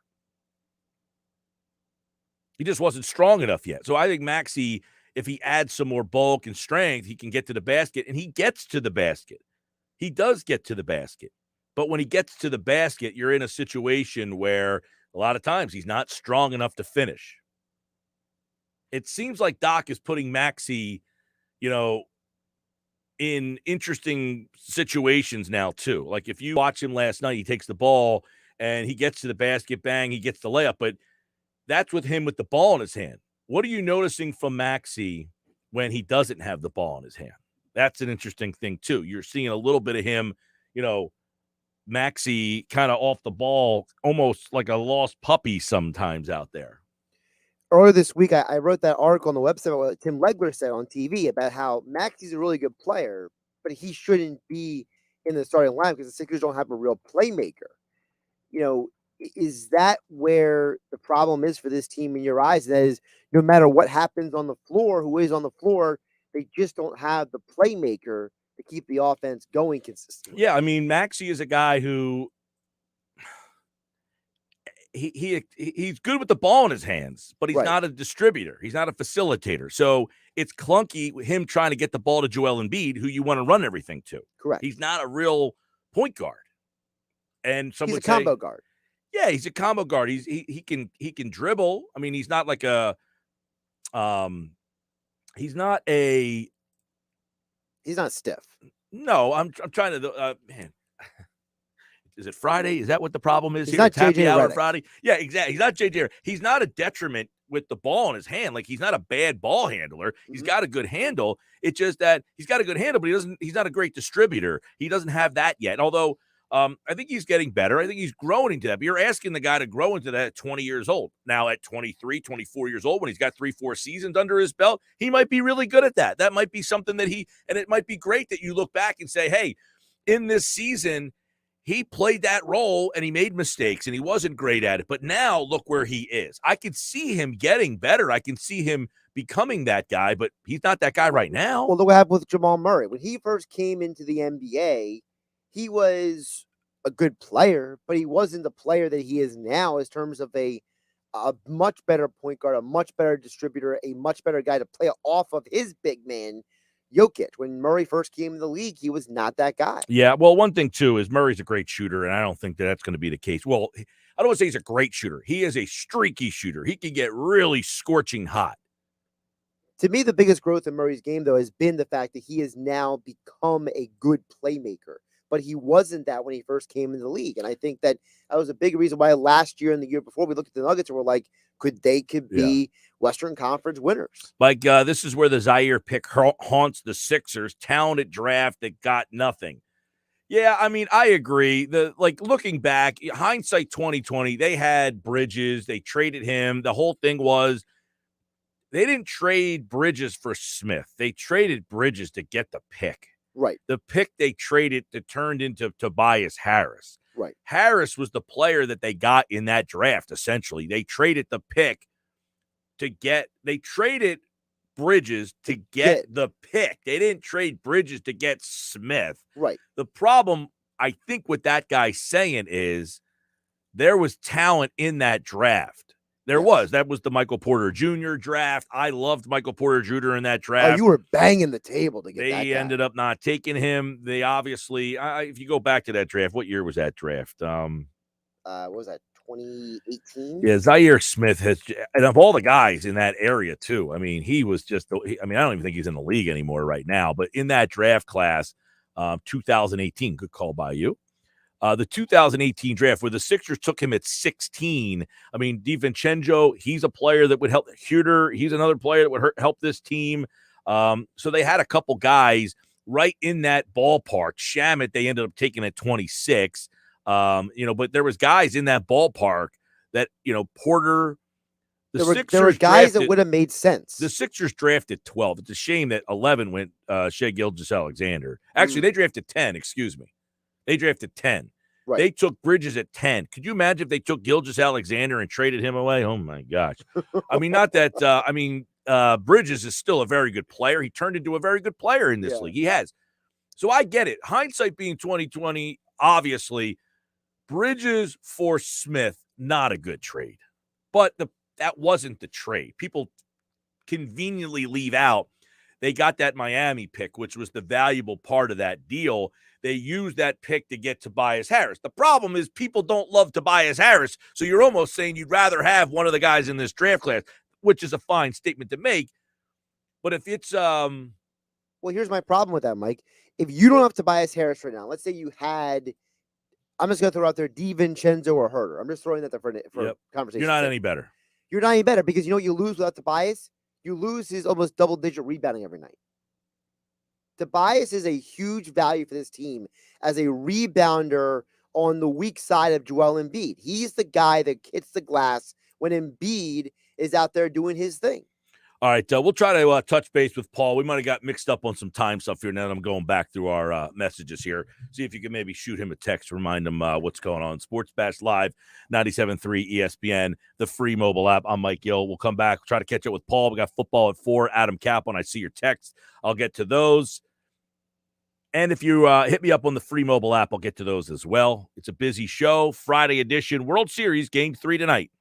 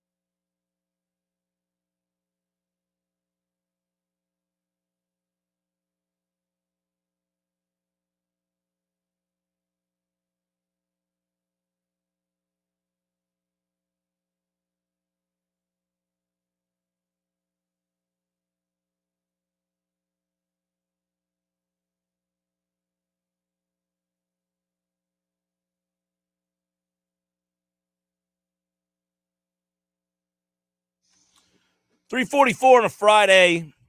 Adam Kaplan will join me in just a little bit, about 15 minutes from now. From Adam, football at 4, Sports Bash Live, 97.3 ESPN, the free mobile app on a Friday. Hopefully you're enjoying it. I think that the Ben Simmons thing is going to be interesting because he's back at practice, but there's no time frame here. Is he, as somebody said the other day, is he only back because he wants the money, all that kind of stuff? I don't think that we can make any hypothesis on that at all. This will be one of the more interesting things to keep an eye on over the next couple of weeks, depending on how this team kind of moves forward here. 609-403-0973, 609-403-0973. Tim from Millville. Mike, what do you think of the new NBA rule change? I actually love it. I know Harden doesn't like it too much. I wish they took it one step further and actually call that an offensive foul. Yeah, the whole flopping thing where players who were kind of flopping, Harden is really struggling. I mean, Harden looks like a lost dog out there. I mean, he looks like a dog chasing his tail, doesn't know what to do. I like the rule. I mean, obviously, how much would that have changed the Sixers series against the Hawks? If that rule was in place last year, does that change that series the way Trae Young is falling and flopping all over the place? The rule is a great rule. I mean, you can't have these guys flipping and flopping like that. It was awful. And I think Harden really, he looks almost disinterested at times being out there. It definitely changes the complexion of a lot of these games right now. I mean, if Harden, it would be amazing. Wouldn't it be amazing to look back and wonder if James Harden is not the player we thought that he was because he had this one skill that the league essentially, remember Darian Hatcher for the Flyers? He was like a really good defensive player for a bunch of years. And then the league changed all the rules, and then he was a complete liability. Now, this isn't going to be that extreme, but the rule change is so extreme that the change for Harden is changing the way that he plays his game. That was a huge part of why James Harden was a superstar, because he had the ability to do this that nobody else could do. I mean, Trae Young does it really well, but not as good as Harden did. I mean, this was essentially Harden's go-to thing. It changes the complexion of the game. And, taking a look at that Nets team, I agree. I heard Jalen Rose the other night say it in the pregame of the Sixers Knicks game, which was he doesn't have Brooklyn as a top 3 team in the East. Think about that. He doesn't have Brooklyn as a top 3 team in the East because if Harden plays the way he is right now and doesn't kind of adapt, how much does that change him? Now, the caveat was without Kyrie. But right now, I mean, what are we, 5 games into the season? I'm not going to sit here and tell you this is the way it's going to go. But Brooklyn is 2-3. They don't have a lot of depth, right? They don't have a lot of depth. It's a team that is very short on depth there. And a lot of these teams have gotten better. The Knicks are flat out better. Charlotte, better. Chicago, better.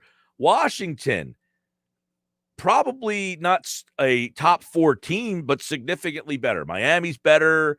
Milwaukee, obviously, Atlanta's better. I don't know what to think of Philadelphia. Paul Hudrick's going to join us in just a second here. Sports Bash Live, 97.3 ESPN.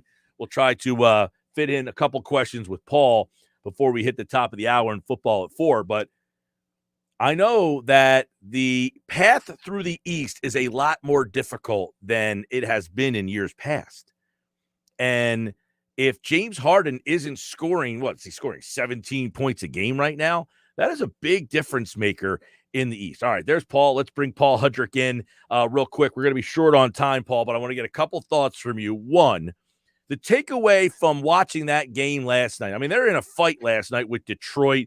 Embiid has a great game, but isn't the takeaway from that game, for me anyway, for you, is you need Embiid to have an epic night again against a team like Detroit, and that tells you there's some underlining factors with this team. That is Daryl Morey watching this and saying, man, we're just not good enough.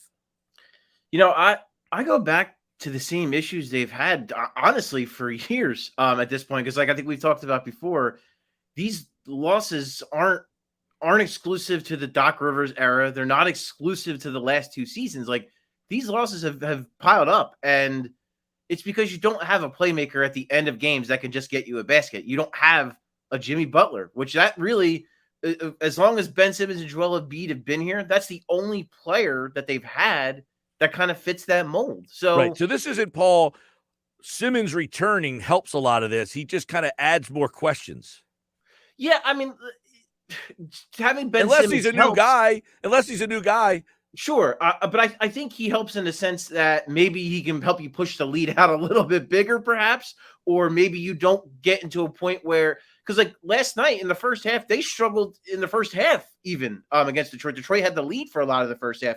So maybe you get off to a better start and just kind of crush Detroit's will a little bit earlier so you don't even get into that situation if you have a Ben Simmons type of guy.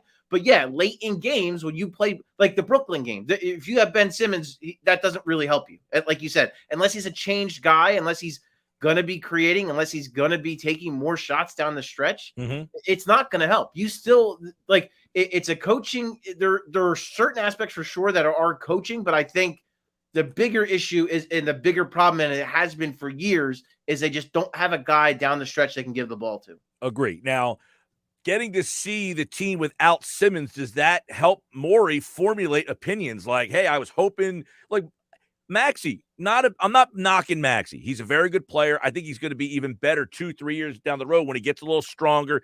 He takes the ball to the basket a lot. You see him flailing, losing the ball. He gets a shot blocked a lot. He just doesn't have the strength yet to be a great finisher. He might be that guy.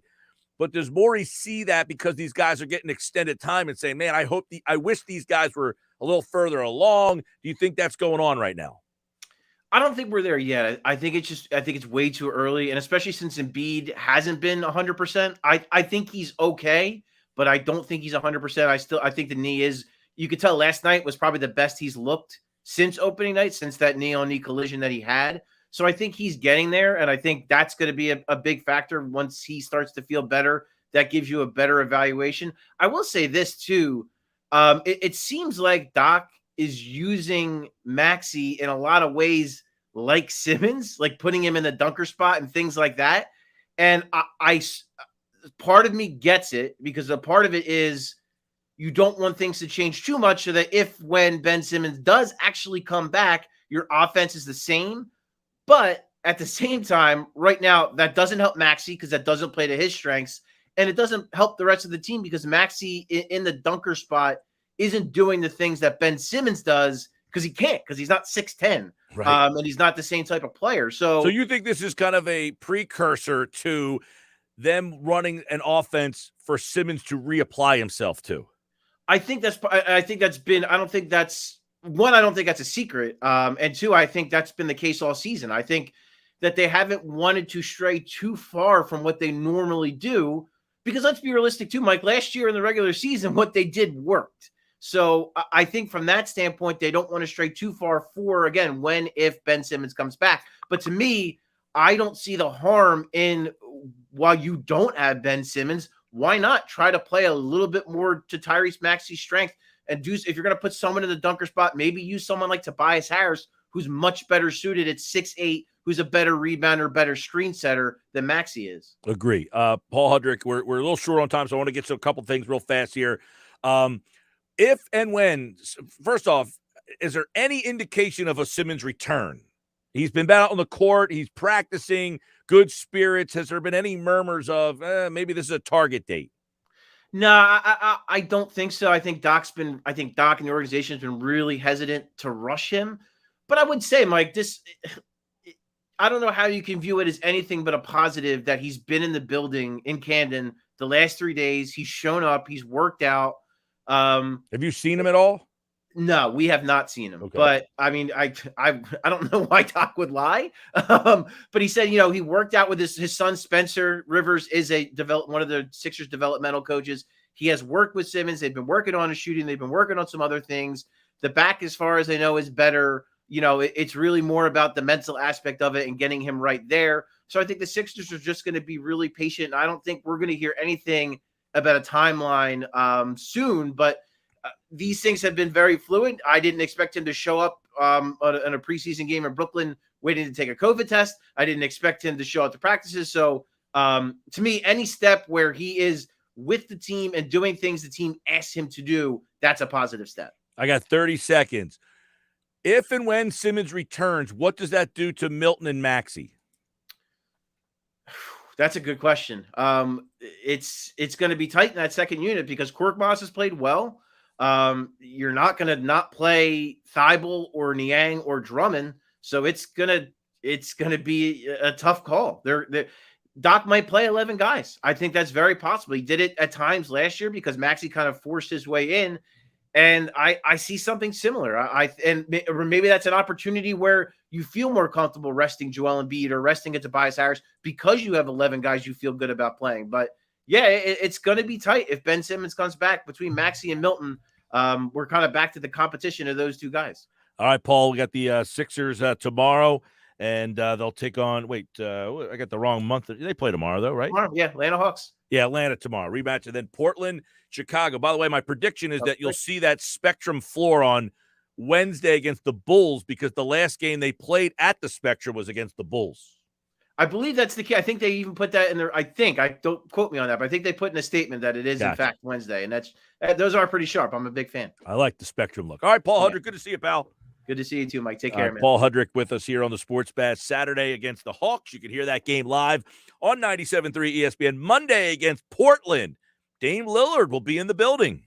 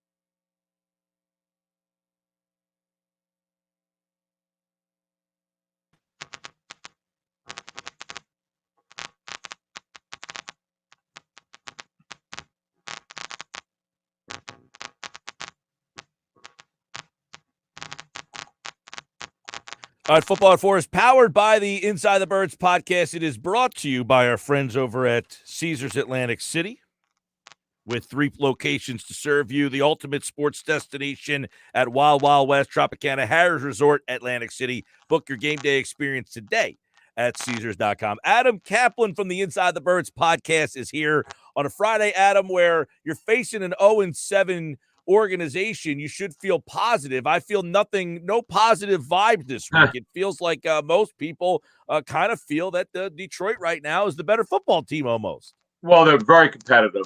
They don't have a very good roster, but they play very hard for this coaching staff, and particularly head coach Dan Campbell. So much so that Dan Campbell cried a couple of weeks ago in one of his press conferences. So they just have come so close. They got jobbed by the referees when they clearly outplayed the Ravens. That's when Justin Tucker hit that long field goal to set an NFL record. And they had a lead late in the third quarter against the Rams last week. They really outplayed the Rams. So, yeah, they play hard. They're not very talented. They're coming close to winning. They've had only 2 games where they really were not in it.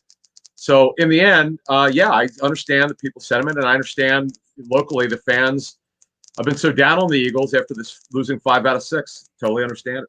Okay, Miles Sanders, we found out, not only is he out today, Adam, he is going to be on the injured list, which means he's going to miss at least 3 weeks. Some people would say, who cares? They don't use him anyway. Is there an impact on the Eagle offense with Sanders out? Yeah, they haven't put him on the IR yet. They have till Saturday to do that. That's the deadline for roster moves before the game. So if they do that, that means that he will not be back until week 11 at the earliest. Now, the reason why they probably will do it, Mike, is, and this is kind of what the Panthers did with Christian McCaffrey. They know it's more than a 1-week injury. We said on Inside the Birds earlier this week, we know for a fact that it's a multiple-week injury. Because it's not just your normal ankle injury. It's not a high ankle per se. It doesn't sound like. But it's ankle foot, which means it's in more than one area. Just get it right. Why rush him back with an ankle injury? So the takeaway today, though, this is interesting. Nick Sirianni says some things. I'm not sure sometimes what he means. Now, he did say that Jordan Howard got work with the ones this week, with the starters. Now, typically, that means he's probably going to get some work with the starters in the game. So is it going to be rotation? We just don't know how they're going to do this. I still think Kenny Gainwell will get the most touches out of the group, but that was the curveball. We haven't known Nick Sirianni for more than 7 weeks in a regular season for the Eagles. We just don't know sometimes what he means. Yeah, and I would actually, I don't know how you feel about this, Adam. I mean, Boston Scott, every time he's been called on in the past, we've had the Boston Scott games against the Giants. He had 19 carries, 54 yards, 3 touchdowns, 3 catches, 84 yards, 15 for 70 against Dallas, 15 for 65 against Washington. When you've had to ask him to help you out, he's been there for you. I'd like to see them maybe lean on him a little bit more. Yeah, he's shown he can handle volume. The really odd thing about Boston Scott is the Eagles clearly have been a 2 running back offense. They've not used a 3rd running back at all until last week because they had to. He doesn't have a carry until last week. No, he hasn't touched the ball. That's what I mean. So they've been a 2 running back offense. There's been no inclusion of anyone else. Now they have to include. You can't dress 2 running backs in the National Football League. You just can't do that. So they're obviously going to bring up Howard. The question is, what's his role going to be, and we'll find out on Sunday. Let's look at some of the things surrounding this team, because obviously this game's on Sunday. A loss here could really make Tuesday interesting. So, Adam Kaplan, NFL trade deadline. Howie Roseman, we know he likes to make the calls. Are they sellers definitively no matter what happens Sunday? Yeah, I don't think Sunday has anything to do with it. I think 2-5. It's one thing if they would have won last week. 3-4, maybe a hedge a little bit whether they should be sellers. 2-5. I know Roseman. It was when they were 2-4. It was the day after the Bucs game when Zach Ertz was traded. He spoke, and he said, "Look, someone asked him. One of the reporters asked him, and he kind of bristled at it. But they're 2-5 now. I just talking to teams around the league. It's sure they're certainly they're taking calls. They're making calls like they normally would. This is typical of this time of year.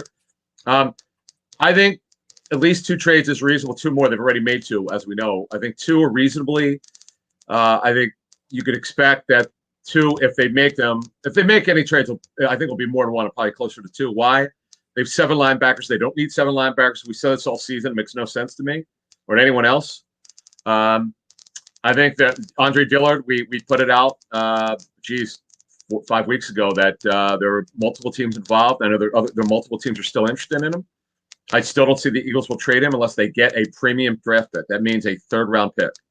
If they don't get that, I don't say never say never. I mean, if it's a fourth-round pick, which they think will be a high fourth-round pick, different story. But to me, the Eagles should be smart and wait if they don't get a third-round pick and wait till third week of March when you can trade him again when free agency opens then. Right. So you mentioned Dillard. Is he, other guys, Slay, Fletcher Cox, veteran guys? Do you see any chance that those names would be involved? I always answer any chance questions like this. There's a chance the sun will come up tomorrow. So sure, there's a chance because there's no way to unless I'm involved in making the call. I can't put percentages on anything. So I answer it like this: The team's not going anywhere. They're going to be hopefully based on what we think is a 7 or 8 win team. They'll be more competitive, I think, as this coaching staff learns these players. But no one in the right mind thought they were a playoff team this season. They're not going to be. The only question is how much more competitive could they be if they start turning over the roster? That's something Howie Roseman and Andy Weidel, the personnel director, have to ask themselves. If they start cleaning house by Tuesday, let's say they really had a bloodletting. They traded 4 to 5 players. I think that's a little bit crazy. But let's say one was one of the veterans you talked about. Are you really helping your coaching staff here? You have to be careful because you don't want to make this thing so bad that you're not competing. And I don't want to say they're tanking it, but you're looking at it and saying, who are we right now, 2-5? Well, you're not a very good football team. You're probably not going anywhere. So guys are on 1-year deals, like Ryan Kerrigan, who's got a minor injury. Steven Nelson, someone like that. I'm just talking about guys who are 1-year deals that probably won't be back next year.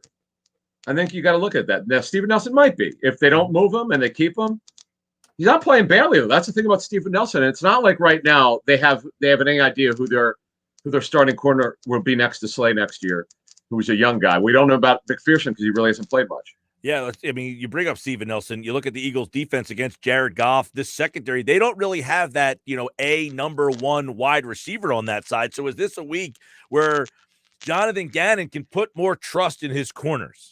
He should. I mean, but the thing is, it's not the corners; it's the safeties playing in the next county. Will he? Every once in a while, he'll move both of them up, not just one. He'll move both up to take away the passing lanes in the intermediate area. He didn't really do it this past game very much. What he do is he dropped the safety every once in a while. It didn't seem to work. So I was told that everything they did in last week's game did not work. So they got to get it. That was evident. That was evident. They just got to get it going, Mike. They're just not getting the scheme. But you know what? It's 7 weeks. I've always used this term, growing pains of a new coaching staff. You just don't know if they'll ever get it this season. But there's a lot of time left. There are still 10 games left. And boy, that schedule is nice the second half. Yeah, because interesting you mentioned that because you look at like Arthur Smith. The Eagles whipped Atlanta. They've now won 3 straight. They've kind of settled into their new coach, it seems like, where it feels like Philadelphia still hasn't found their footing with their new coach here. Yeah, you know what? I'm glad you brought that up.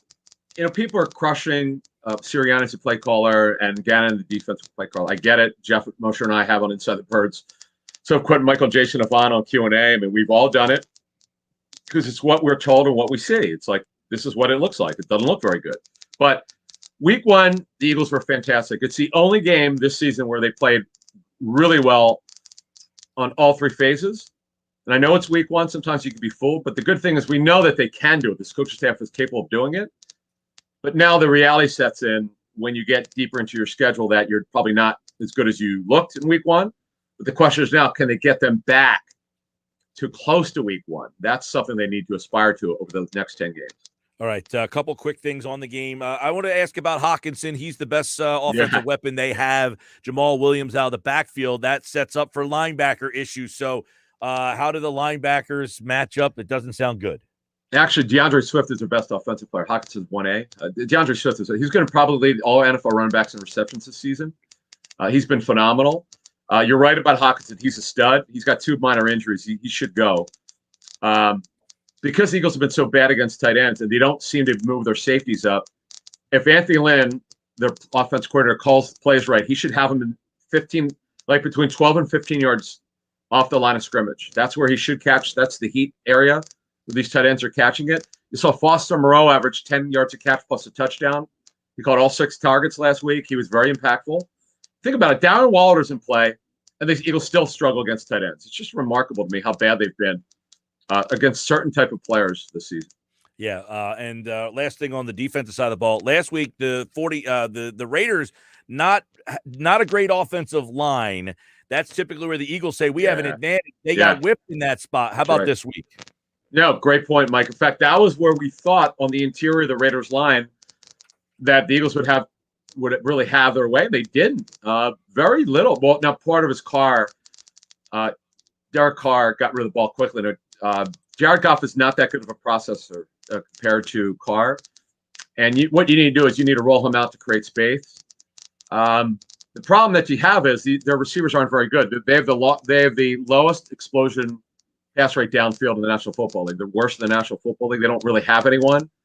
Tyrell Williams, who would have been their number one receiver, has been out for most of the season with a concussion. Quintez Cephas, who they love, broke his collarbone. He probably won't come back this season. It's going to be hard for them. This should be a situation where by the way, the Lions are one of the lowest scoring teams in offense. They should not have a problem slowing this offense down, but hey, I've been fooled so far this season. All right, on offense, Philadelphia, obviously, they want to throw the ball a lot. Yep. It's what they do. Their wideouts, the Lions' secondary, is this a week where there is opportunity? There is. The Lions are probably the worst quarterback group in the National Football League. They played two out of their top three corners now are undrafted free agents, one this year, one last year. They should have no problem being able to move it, but you got to be careful getting too pass happy. It's funny if by a very big surprise Jordan Howard gets like double-digit carries in this game, that means A, they're probably going to be more balanced, and B, more ball control and not pass happy. Just keep an eye on that on Sunday. All right. Obviously, this is an interesting one, not for playoff positioning or anything like that, but Adam, does it have the feel if they lose that a lot of questions regarding changes could be coming Monday, even maybe at the quarterback position, even though they might be unfounded? Will they start to hear that? Well, if Jalen Hurts is really bad against a really bad secondary, you're going to scratch your head, and the calls for Gardner Minshew will be stronger. Now, the Eagles really steadfastly, just talking to people who would know, they really want to see this out with Jalen Hurts. They want to see him play this season, the full season, all 17 games. They want to get a full evaluation before they make a decision on next season. Now, if we're being honest here, it sure looks like he won't be the starter next year, but they want to take it as far as they can go. If you're Jalen Hurts, Mike, you really want to make it tough on the coaches and the front office to make this decision. Right now, it's not a tough call. He hasn't played well enough to be the quarterback next year, but we've only played 7 games. He's only started, 11 games now?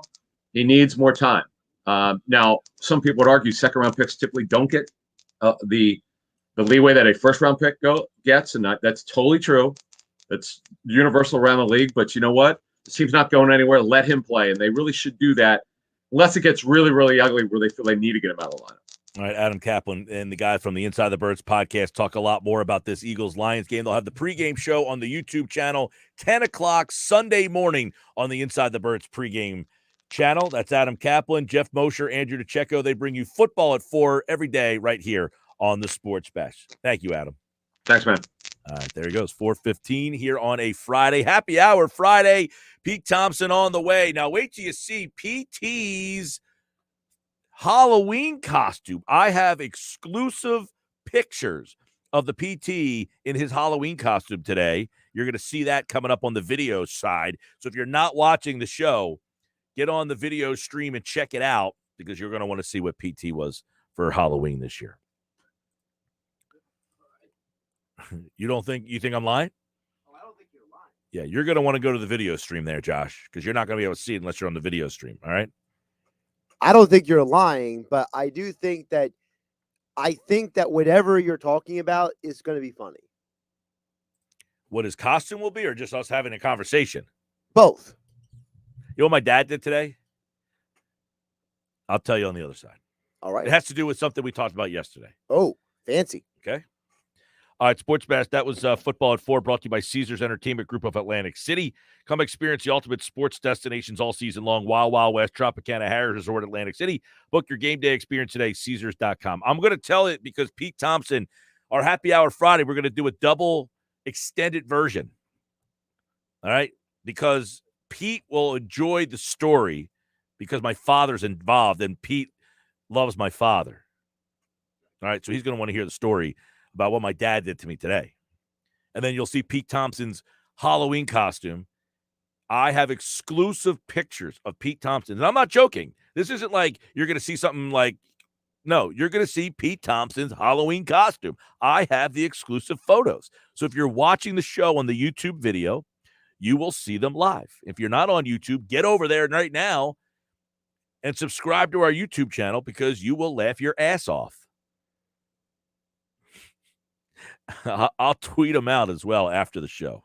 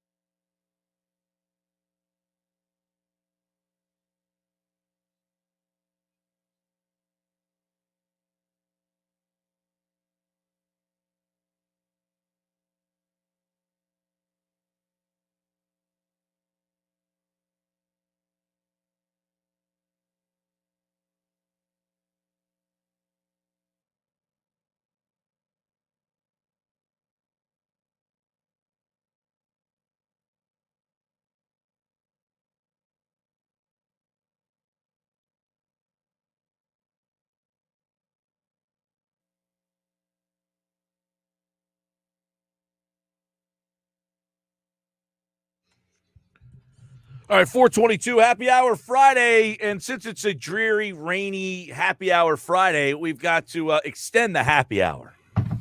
What the heck are on your face, Pete Thompson? Those are my Peter Griffin glasses. I sent Wait a second here. Hold on.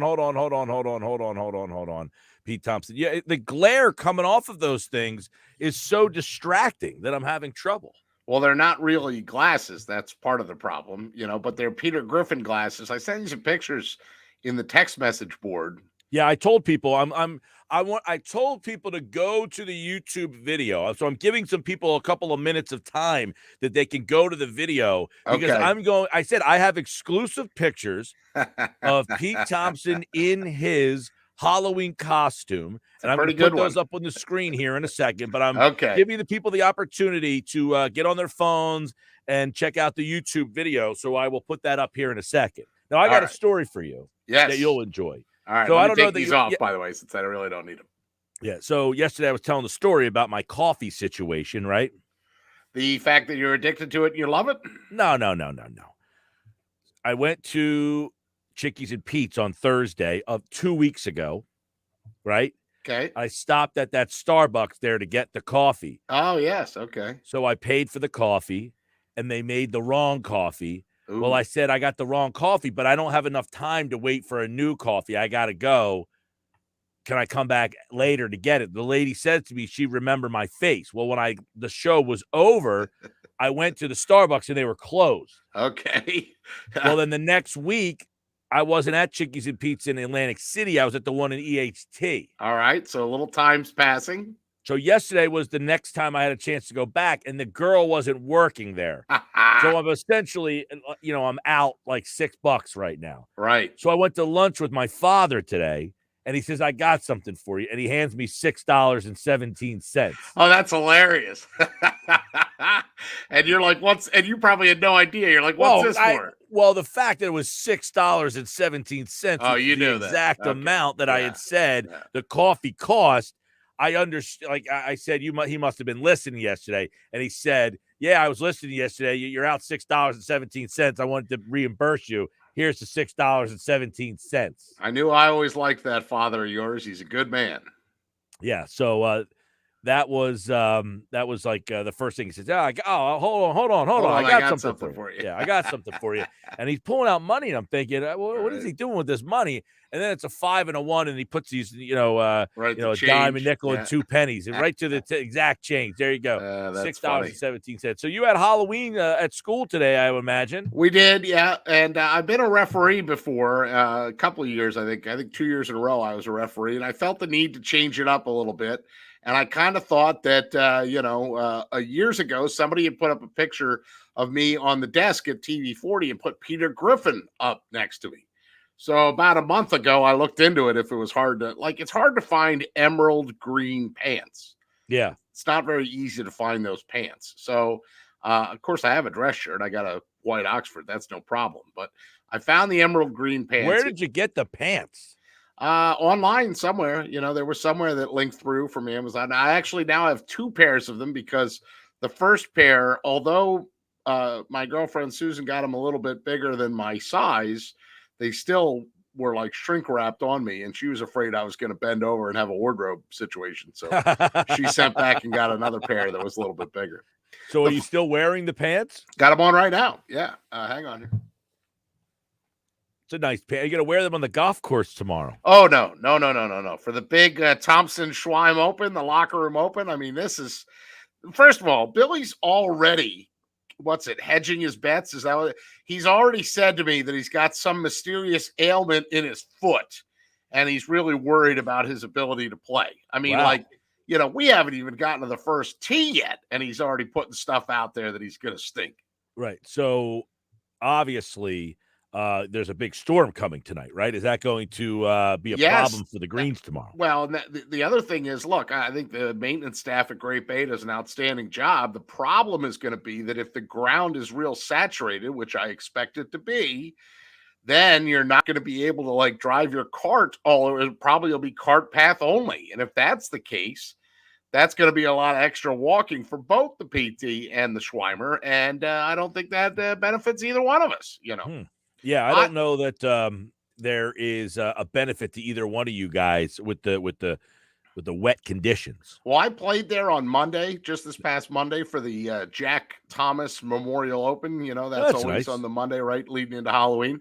And, the proceeds benefited the Mainland Scholarship Foundation, and that was good too. But, I mean, I got to tell you, Mike Gill, I've never seen Great Bay in such a great condition. I mean, it was outstanding, and it was hard. We were in a scramble, just like the ShopRite LPGA. But you know how it is when you play in the media day for a ShopRite LPGA, or when you play in the Pro-Am and you hit a golf ball, and like, if you know how high the rough was at Seaview, right? If you're not like right in the fairway, you're not finding it, right? Well, that's unfortunately, I'm not that good a golfer, right? So when I'd hit a wayward shot, I'd only be slightly off the fairway, but I still couldn't find the damn golf ball. So I lost a lot of golf balls the other day, which also made me think, oh my God, this course is really, really tough. I could be looking at 124. So, that's more in my range. Where, it's give me a little, because Billy asked me if I could play. Now, originally, I could not play. Right. I was supposed to drive my girlfriend to the airport, but her trip has since been changed. So she's not going now. So I'm going to be here. And I decided that maybe I'll just show up. I don't know. But now I'm under the understanding that, so what's going on here? It's you against Billy, but now there's teams. What's going on here? There's something like that. I know that there's 10. I think we have 10 people total, So if I showed up, that would be a problem. Well, it would make an uneven number, 11, but you could be just like, you could be a marker. You could still play. You just don't, your score might not count. That's all. Yeah, my 124 wouldn't count. You'd be okay with that. All right, so what are the teams here? Well, I know that I'm playing against Billy, and then it's like me and Scott McKay. Is it a scramble, though? No. You see, Billy, no, nobody's playing the scramble. Everybody's playing their own ball the whole way through. The difference is that I believe Brian Propp may give Tommy Green a putt or vice versa. Billy isn't going to give me any putts, and I'm certainly not going to give him any putts. Yeah, but all right. So the teams aren't the teams. That's just who you're paired with. True. It's who you're riding in the cart with, right? Gotcha. And then the teams, like, I believe what he wanted to do was take, since the number was 10, I think he was going to do 5 and 5. Team Schweim versus Team Thompson. So, I'm the quote unquote captain of my team. So who's on your team? Well, I would hope it's got to be one of the two. Like, both Brian Propp and Tommy Green are really, really good. Okay, so one's got to go with one, one's got to go with the other. Yeah, right? I would imagine. Yeah, Propp's good, Tommy Green's good. Yeah, every time I text Tommy Green, he's always playing golf. Scott McKay is really good, so I would imagine Scott McKay goes on one side. Hopefully mine. We'll see. I'm not sure how the. Well, you're riding in the cart with him. Wouldn't he be on your team? Exactly. That's what I think. Right, and I think. I know Tom Jackson and Sons for Electrical. They're number 1. He's playing, right? Who else is playing? I mean, Billy sent me the roster, all the people that are playing. But okay, I know that. Well, he asked me if I wanted to play, but then also asked me if I could find like a celebrity golfer to golf with me. Well, we certainly were. Here we go. It's Scott McKay, Billy Schweim, Tommy Green, Tom Jackson, Brian Propp, Mark Grimes, Radio Ron Ralston, John Coyle, and this says Brad Quast, but I don't think that's correct. I don't know what Brad's last name is, but Quast, Johnny Quest, McCrimmon. No, it's now that would be impressive. Seeing that he's no longer with us on this earth, that'd be a hell of an act. Good one by you. He was the first flyer that popped up. Brad Marsh. Brad Marsh, yeah, but I don't think it's Brad Marsh. Okay. Yeah. But yeah, no, it's going to be a fun time. I'm looking forward to it. And yes, there were some people that we were trying to invite that like we'd asked Mike Quick, for example. He's a little busy right now, but we were talking to some different people. Harold Carmichael texted me back. We had invited Harold Carmichael, and he said, "Hey Pete, good to hear from you. Sorry, my Saturdays are pretty full in the fall, but nice to hear from you. Let me know if something else is happening down the road." So that was nice. It's funny because I was looking at the wall over here of phone numbers, and this I'm cracking up laughing thinking about the people. Now, like if I thought I could have made it and played, I could have probably got somebody to come out or a couple people to come play. Like I just it didn't dawn on me until I think Billy texted me yesterday and said, "Hey, you still want to come out and play golf?" Because originally he said, "Hey, do you want to play on the 30th?" And I said, "I might be able to." I wasn't sure what time the flight was because I was supposed to drive Heidi to the airport in Philly. Gotcha. I didn't know if it was going to be later on at night or early in the day. So I said maybe. And then she told me what time it was. I said, all right, then I can't play. But then the trip got changed a little bit. And then he texted me yesterday. I remember. I said, if I had more time, I probably could have done a better job. But I'm laughing because I'm looking at the wall over here. And our list of phone numbers. Our Sean list Landetta, of names. Sean Landetta, it says, and it's got his phone number, and it says, if that doesn't work, try 1-800-PUNTERS. He was asked. We asked Sean if he could play. I figured. Trust me, we asked a lot of people, but we're excited for the people that you asked a lot of people and ended up with Brian Propp and Tommy Green. And Tom Jackson Electrical Company and Mark Grimes. They were a part of it though, right? Well, Radio Ron, he's got. I'm saying those guys were already a part of it. Yeah, that's you're true. Saying that you were asking. Yeah, I would say the most notable names, yes, are Tommy Green and Brian Propp. Yes, that would be correct. No Mickey Morandini. Mickey Morandini. I figured Joe Flacco would have been asked by Schweimer. No, but Joe Flacco's dad probably. But then Right. Yeah. He doesn't. Right. Joe Flacco gives Schweimer the Heisman. Joe Flacco's dad, he'll talk to him. Yeah. I got a text board question specifically for Pete Thompson. All right. What did I do with it? And by the way, your text board the day after the Eagles lost to the Raiders, that guy that said that what he wanted me to do to him, the one that I sent you the other night, the man that texted and said that he was so frustrated with the Eagles that he'd let me strike him, kick him in the. Remember that one? Did I see that one? Yeah, I sent you the picture of it. These was in your react when you had the fans react. Oh! I thought you said the text board. Well, I'm sorry. It was within the article. I'd let Pete kick me in the stones for an hour if Lori would fire him. Ryan M. That was classic, Ryan. That made me laugh. Okay, those were the reactions to what you think about Nick Sirianni. Oh, you know what? I just finally noticed this. Boy, I need to get my eyes checked. I thought it said I'd let Pete. It says I'd let Pele kick me in the stones. So I'm not even in this message. I thought it was me the whole time. I was honored to be in somebody's angry reaction. But boy, that's typical. I got a text message. I'd let Pele. That's even funnier now. Yes. Makes a lot more sense. Right. Well, the reactions after the Eagles game, we had asked the people to give us their reactions after the Eagles game to what they thought of Nick Sirianni. And he says, I would let Pele kick me in the stones.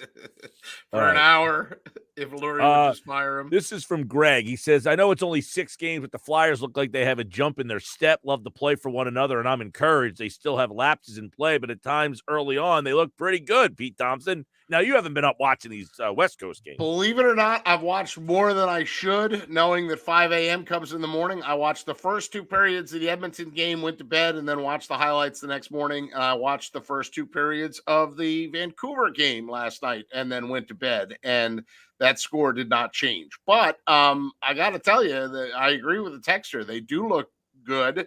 They had backed. I mean, that was the first loss Edmonton's had.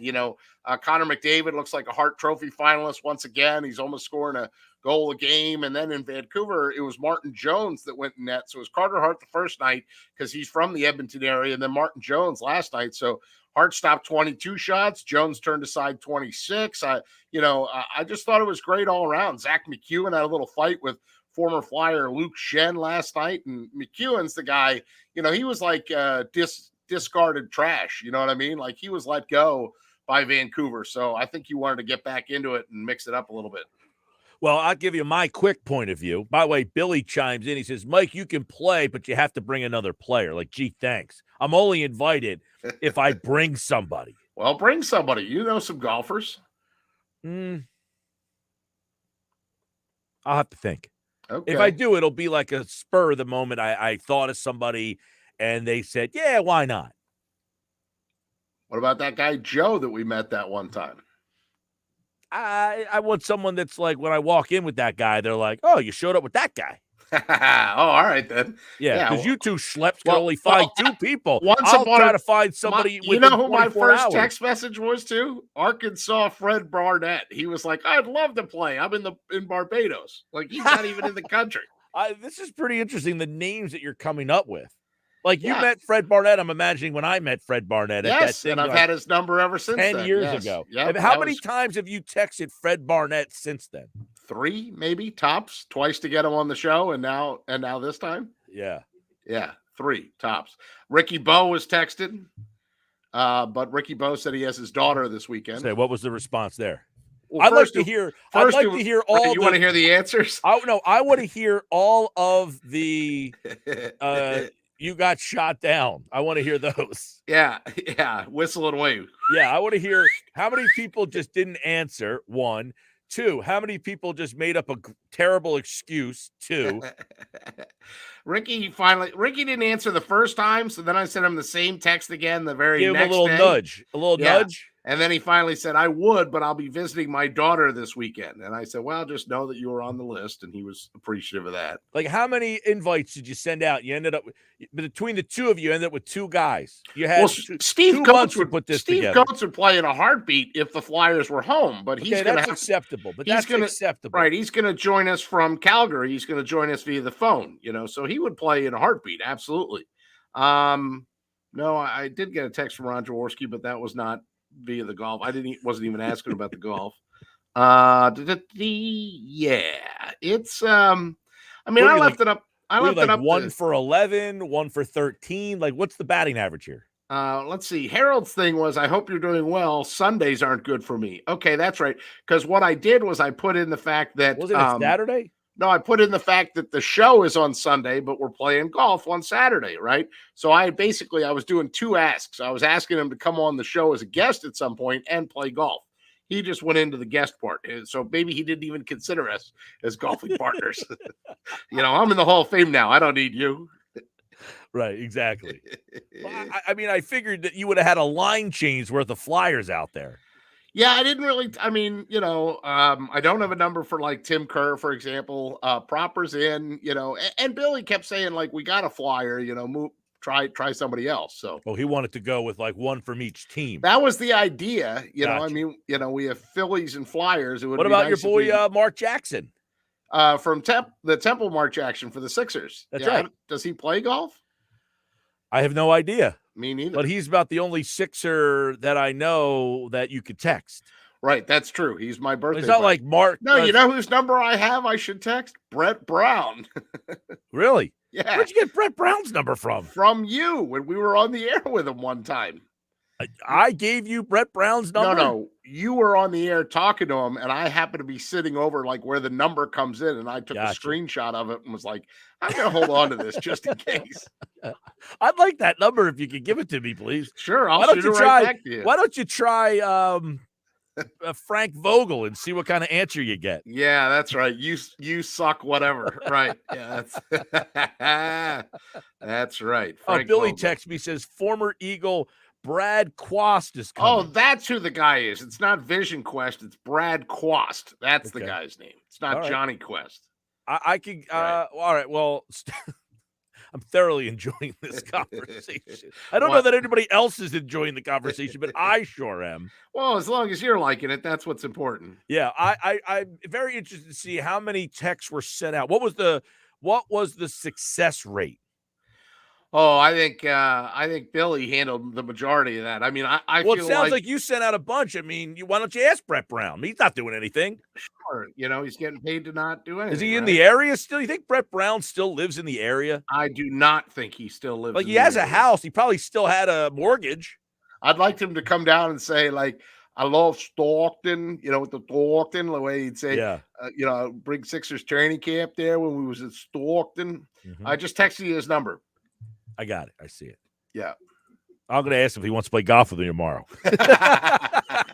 That'd be funny. And then stay right there, Pete Thompson. All right.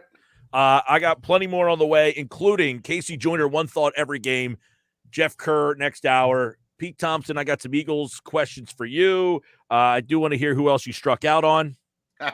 Sure. Billy's texting me. He's probably, I didn't say that, Mike. You're not letting me get a chance to say anything. Mike. Back with more Sports Bash. Stick around.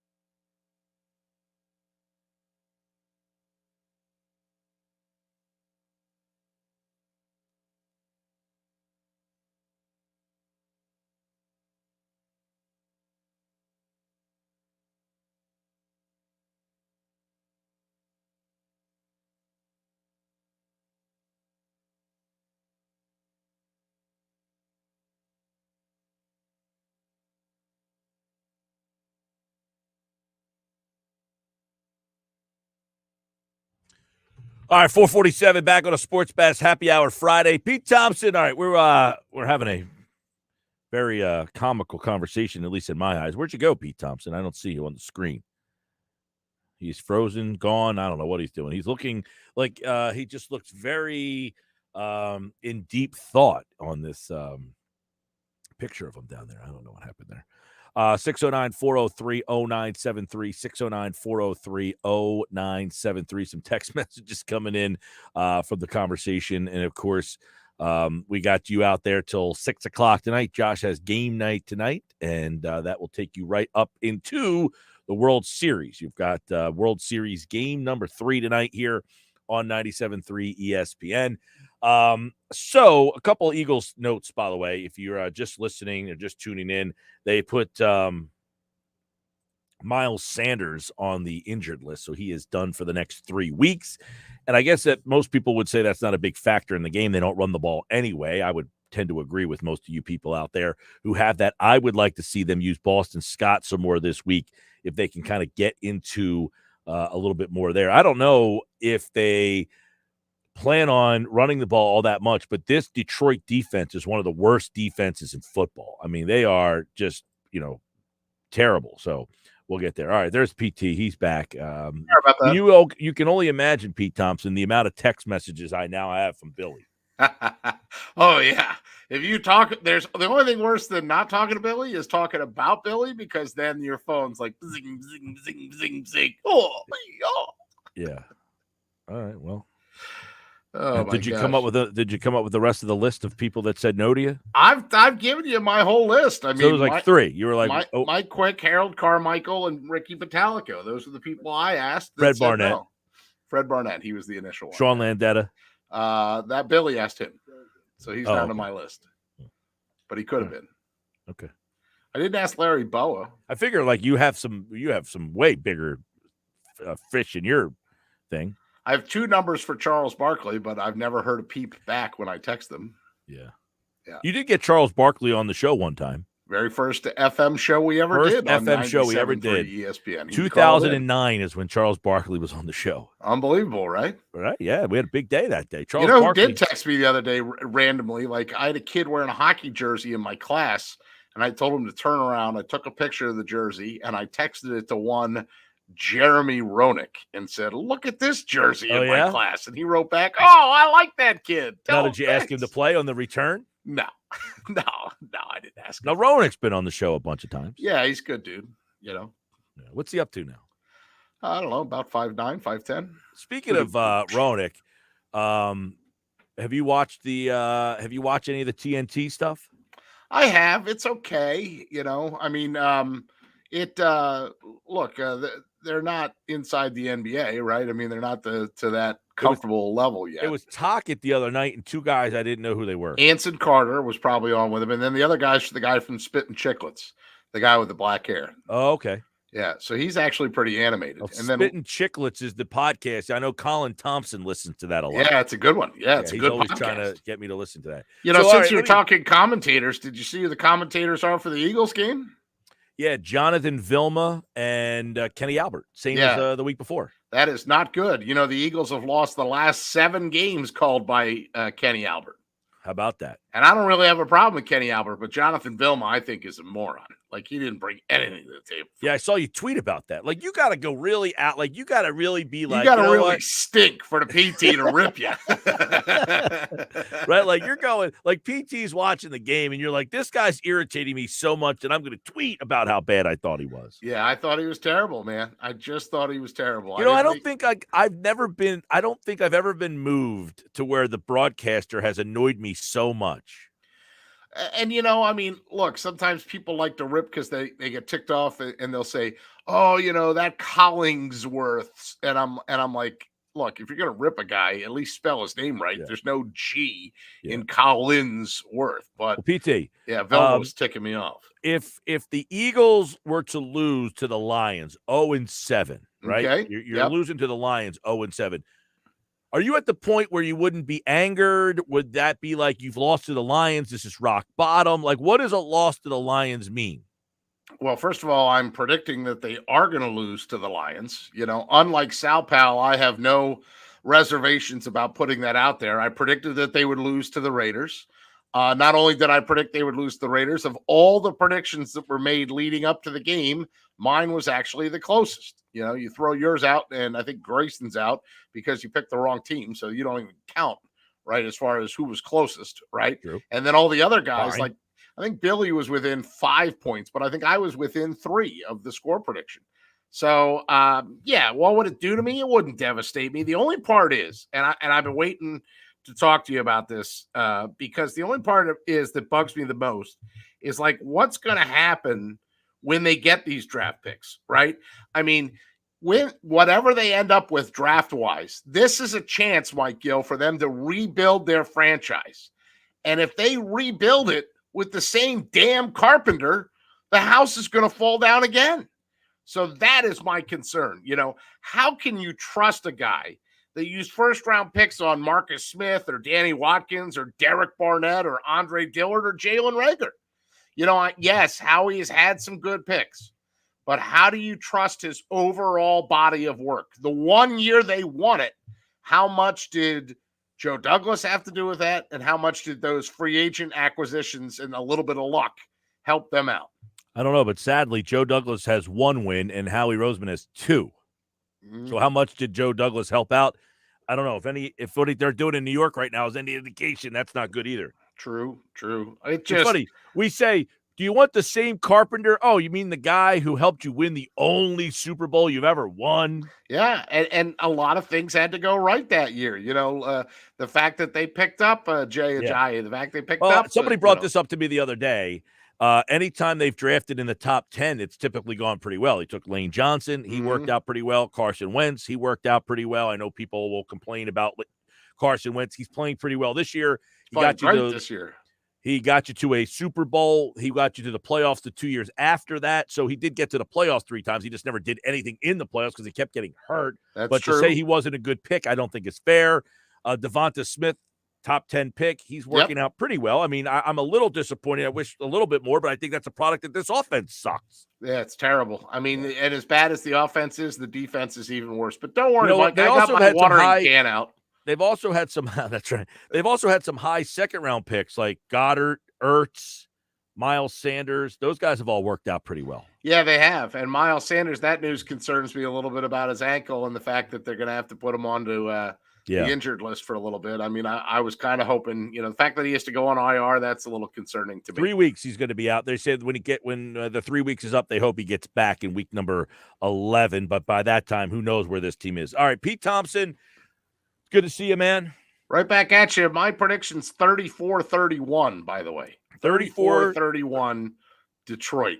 Lions. You know, I don't think either side, if you look through and Detroit has given up 200 points so far in 7 games. The Eagles have given up 185. So neither team has a defense that's going to shut the other team down. I think this is going to be high scoring, but I think ultimately the Lions win. All right, good luck in your golf tomorrow. I might see you. I might make a surprise appearance if I can find someone higher than the level of. Just show up right when Billy's got a big putt and say, "You're gonna miss, you jack." All right, one thought every game next.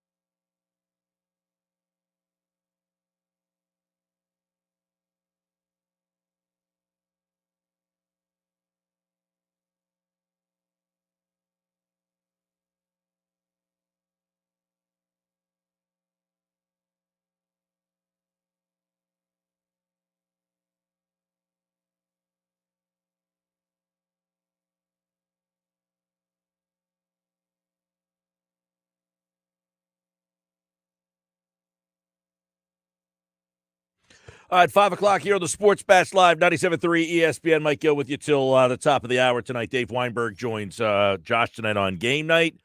He'll talk a little Eagles and Lions. We'll do the same. Plus one thought every game. Casey Joyner set to join us from The Athletic and the Philadelphia Inquirer as we break down one thought every game. Casey Joyner here today is obviously, and we had a game last night that had some interesting storylines in it, so we'll get into that as well here on the Sports Bash with Casey Joyner. Right now, one thought every game. What's going on, Casey, man? How you been? That was a fun game last night, wasn't it? It was. It was kind of an awkward ending there. I thought Kingsbury just, I don't know. I would say he kind of mishandled the end of that game there. I was a little disappointed in Arizona. I thought that they would have came out with the national spotlight, and the Packers down a couple guys trying to really put their footprint. They went 5-2 to start last year, and last night's game made me think of last year all of a sudden. Yeah, and the thing is the Cardinals came into that game saying, we have to stop the run. We have to stop the run. We have to stop the run. And the Packers said, okay, you're not going to stop the run. And they didn't. So just because you want to stop the run doesn't mean you can't. Yeah. And just because you are missing all your players in the passing game, if you have good blocking, you can move the ball, which I think maybe the Eagles need to pay a little attention to that. Well, we'll take a look at some of the matchups in this game, Philadelphia and Detroit. Now, these are two really bad defensive teams, right? I mean, you look at Detroit, this is a real bad defense, and, they're kind of bad all over the place. They're bad. The bad news for the Eagles is the Lions are starting to play a bit better. They're not playing great by any stretch, but they're playing a bit better when you start looking at their metrics. And they started the year and they lose one of their top cornerbacks and lose his backup of the first 2 weeks of the season. And they've lost their best pass rush, I think, in week 4. So they've lost a lot of players, but they're doing what Bill Arnsparger used to say was the most important thing on defense. Bill Arnsparger, the famous defensive coordinator for the Dolphins, one of the great defensive coordinators in history, he said, look, defense, a lot of times it's just about being where you're supposed to be, where you're supposed to be there. He could correct half a defense's problems just by making sure players were in the right place. And the Lions are starting to get in the right place and playing in that way. So their talent level is bad, but you're going to have to work to take advantage of that talent level. Yeah, and I know that Philadelphia likes to throw the ball, obviously. We'll get into the running back situation, Miles Sanders out, how they might fill that. But they like to throw the ball. If this is what Nick Sirianni's offense wants to do, is this a week that they could get some success in that area? You would think it's a week they could get some success in that area. But, I mean, they just faced the Rams last week, the Lions did, and they gave up 3-27, but it really wasn't as bad as it could have been. So I like some of the matchups for the Eagles, obviously, in the passing game. They've got they're going to have going up against guys like Amani Oruwariye. He's not a very good corner. Jerry Jacobs isn't a good corner. A.J. Parker's their nickel corner. He's bad. They're all green rated on my board. I still have them rated as subpar players, but they're very good at covering tight ends. Will Harris has done a terrific job for them there. And I was close this week when I did my regradings of the players and gave them all the player grade ratings. I was close to giving a couple of Lions players a yellow ranking. I didn't do so other than the strong safety getting a red rating, but I didn't get anybody else, but they got close to it. So that's, again, a trending concern for the Eagles is that this team, if they would have played the Lions in week 2, it would be a different story than what they were playing them today. Yeah, I know that, and you just mentioned something that kind of sticks out is that they do a good job with the tight end. Dallas Goedert's a guy that I feel like weekly we talk about, hey, get him involved. He had 3 catches last week, but 3 catches for like 66 yards. He's averaging over 20 yards a catch. It feels like this is not going to be a week then to get Goedert involved. I don't think it really is a week for him to get that involved, or at least not to count on big production from him. You're going to want to go after, again, I mean, Oruwariye is the best cornerback. He's still, like I said, green rated. I like Rager versus Jacobs. I like potentially Watkins versus Parker. Devontae could be facing Parker. They're all kind of subpar corners. They're YP. For yards allowed on targets is that they're anywhere between 9 and 10 for all these players. But I look at it where they've been trending. But earlier in the year, they were trending at 10, 11, and 12, all double-digit numbers. Now they're in high single-digit numbers. So, again, trending in the right direction for the Lions. All right, we're looking at some of the matchups to watch, Eagles and Lions. And obviously the offensive line of the Eagles, that's where typically we think they have an advantage. They've got this good offensive line, some veteran pieces up there. Lane Johnson's back. Mailata, who struggled last week big time. But the Eagles' offensive line, can they count that as a strength this week against Detroit? They should. Detroit only allowed 47 rushing yards against the Rams last week, but a lot of that was situational. The Rams are trying to pass to catch up, which is amazing that they were in that situation.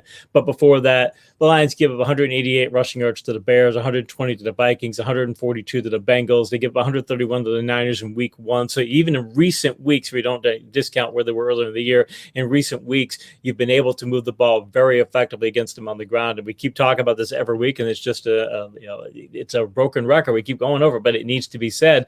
This is what they need to do this week. So I wrote an article for the Inquirer because people might be thinking that, okay, Sanders is out, so now the running game is not going to be nearly as good, so now the Eagles need to pass more.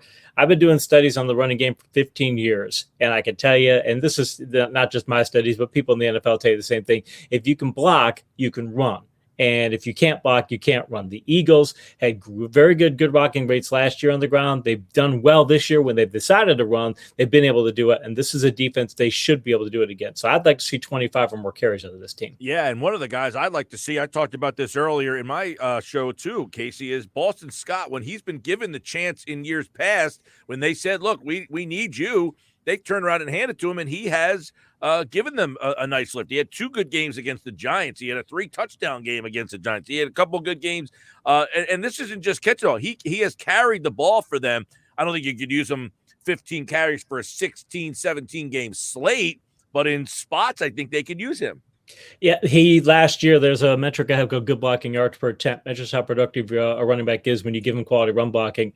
Miles Sanders is at 9.7 yards. He was 11th in the league. Scott didn't get enough carries to qualify, but he was at 9.1 yards. I wrote for that in the Inquirer this week, part of my article for them.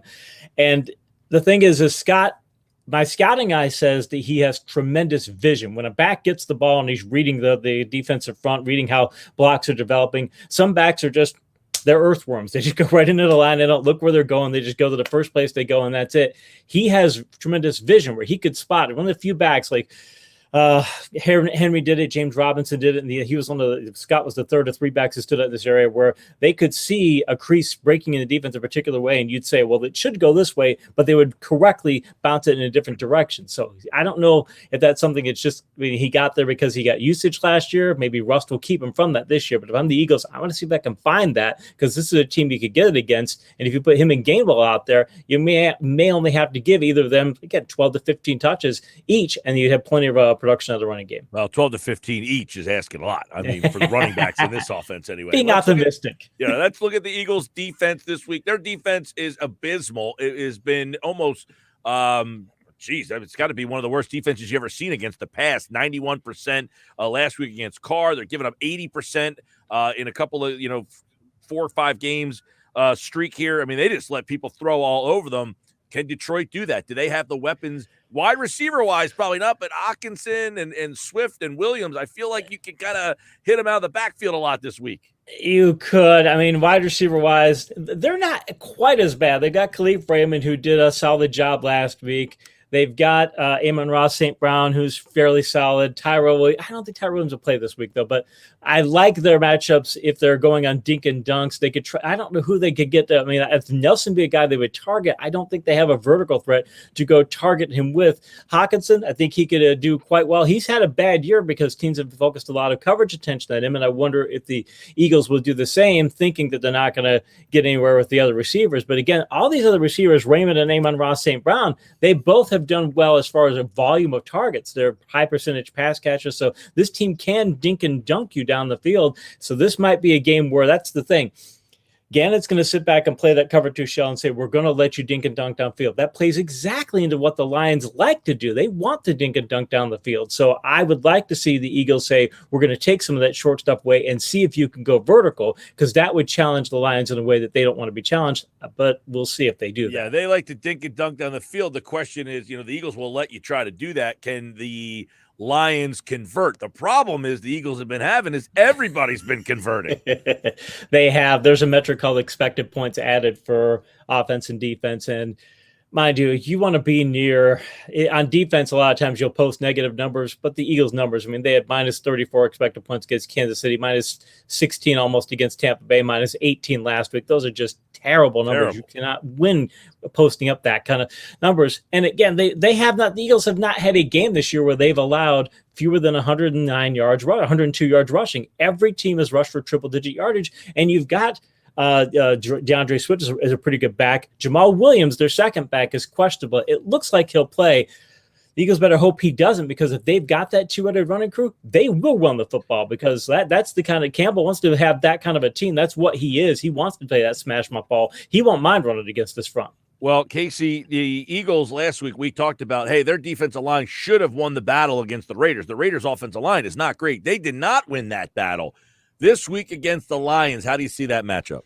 They should do it as well. The Lions don't have Frank Ragnow, their center. He's out for the season a couple weeks ago, so they have struggled without him in there. They're not as good.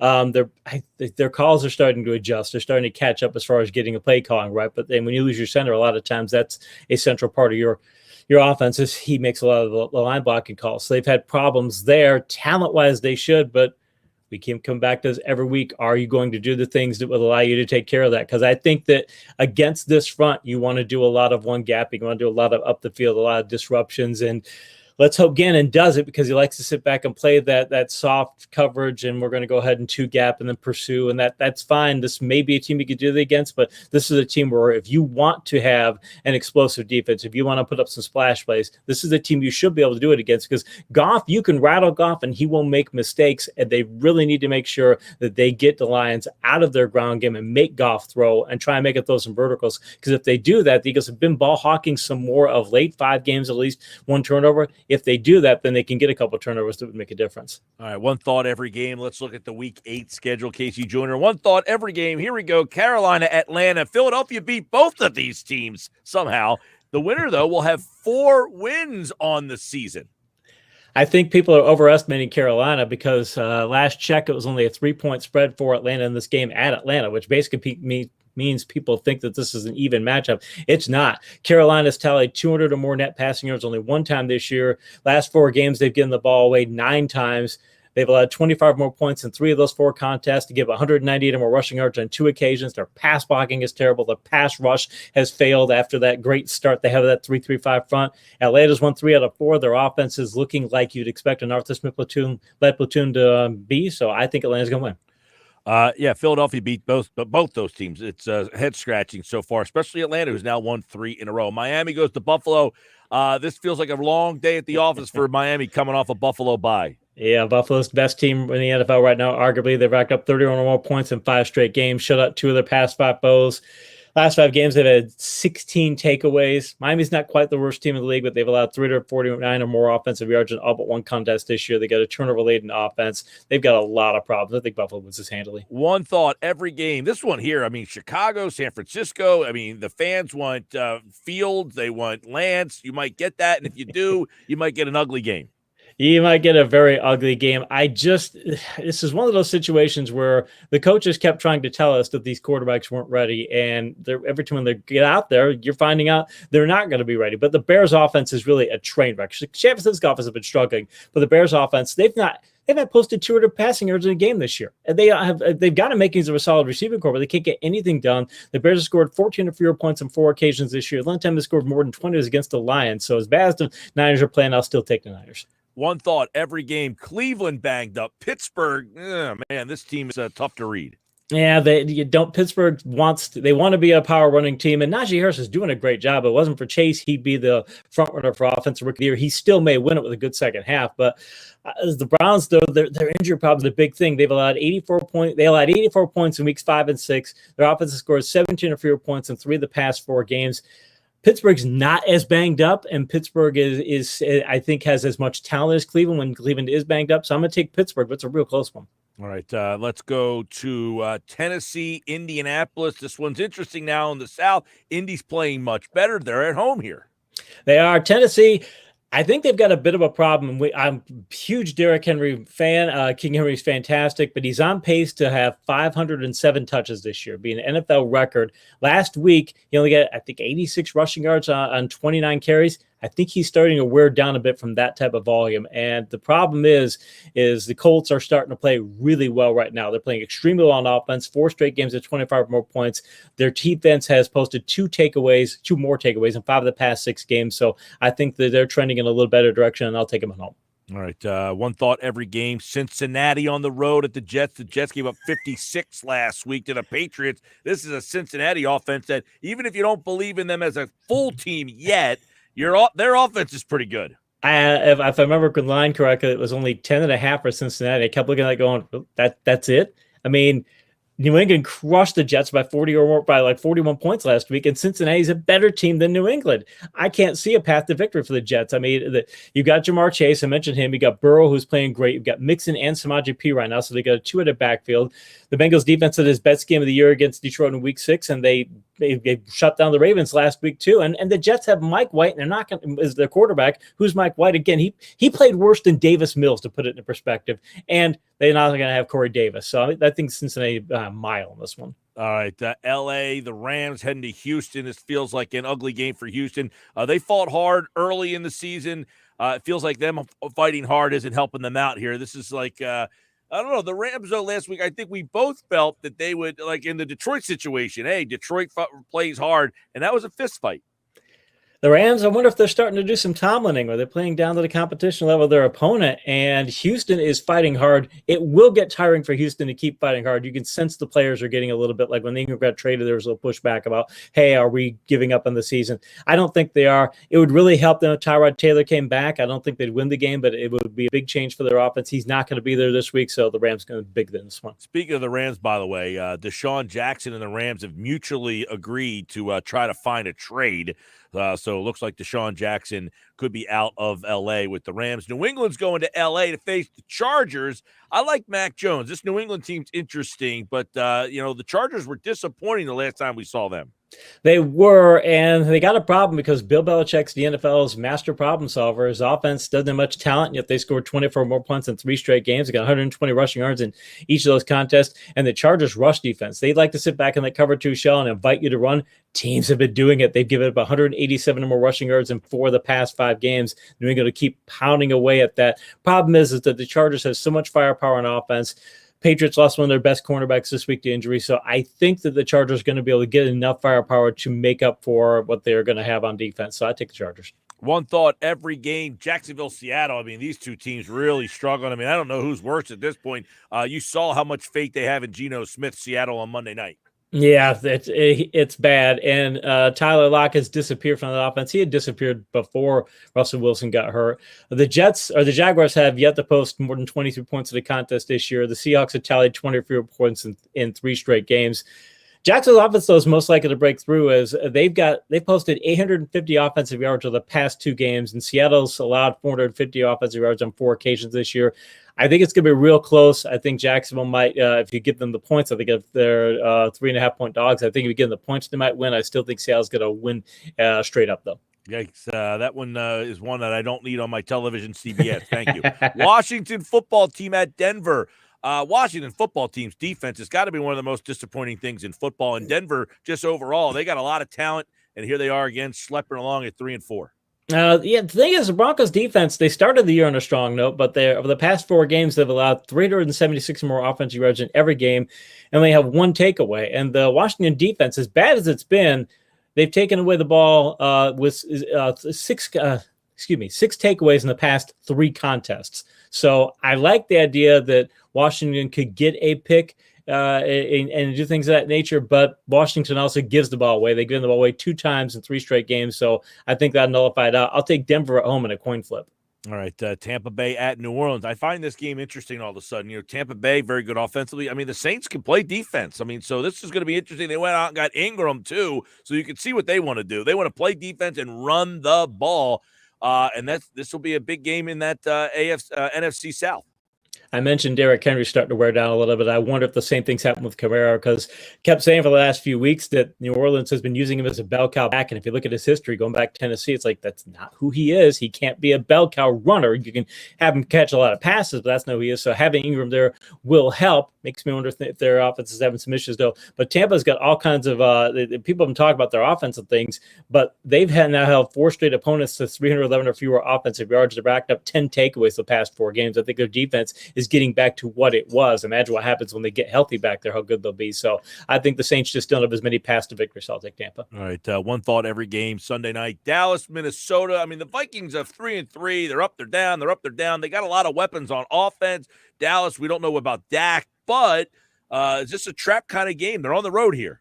I think it could be. And the thing is Mike Zimmer, remember, he said last year the worst defense he's ever coached, and now his 2021 version was looking as bad. But over the past 4 weeks, Minnesota's held three of their opponents to 17 or fewer points. They generated 5 takeaways the past 2 weeks. Their defense is looking like a Zimmer defense, and I've got what they have on offense. And I think if Dak doesn't play, Minnesota wins this. I think Dallas wins close if Dak does play, but if Dak's out, Minnesota will win this game. All right, one thought every game. There you go. We got Monday Night Football. Casey will be back on Monday to look at not a great Monday Night Football game. We'll get his thoughts on that. Let's look back at Philadelphia and Detroit and give me the biggest difference in this game, the matchup that will make the difference and who you like.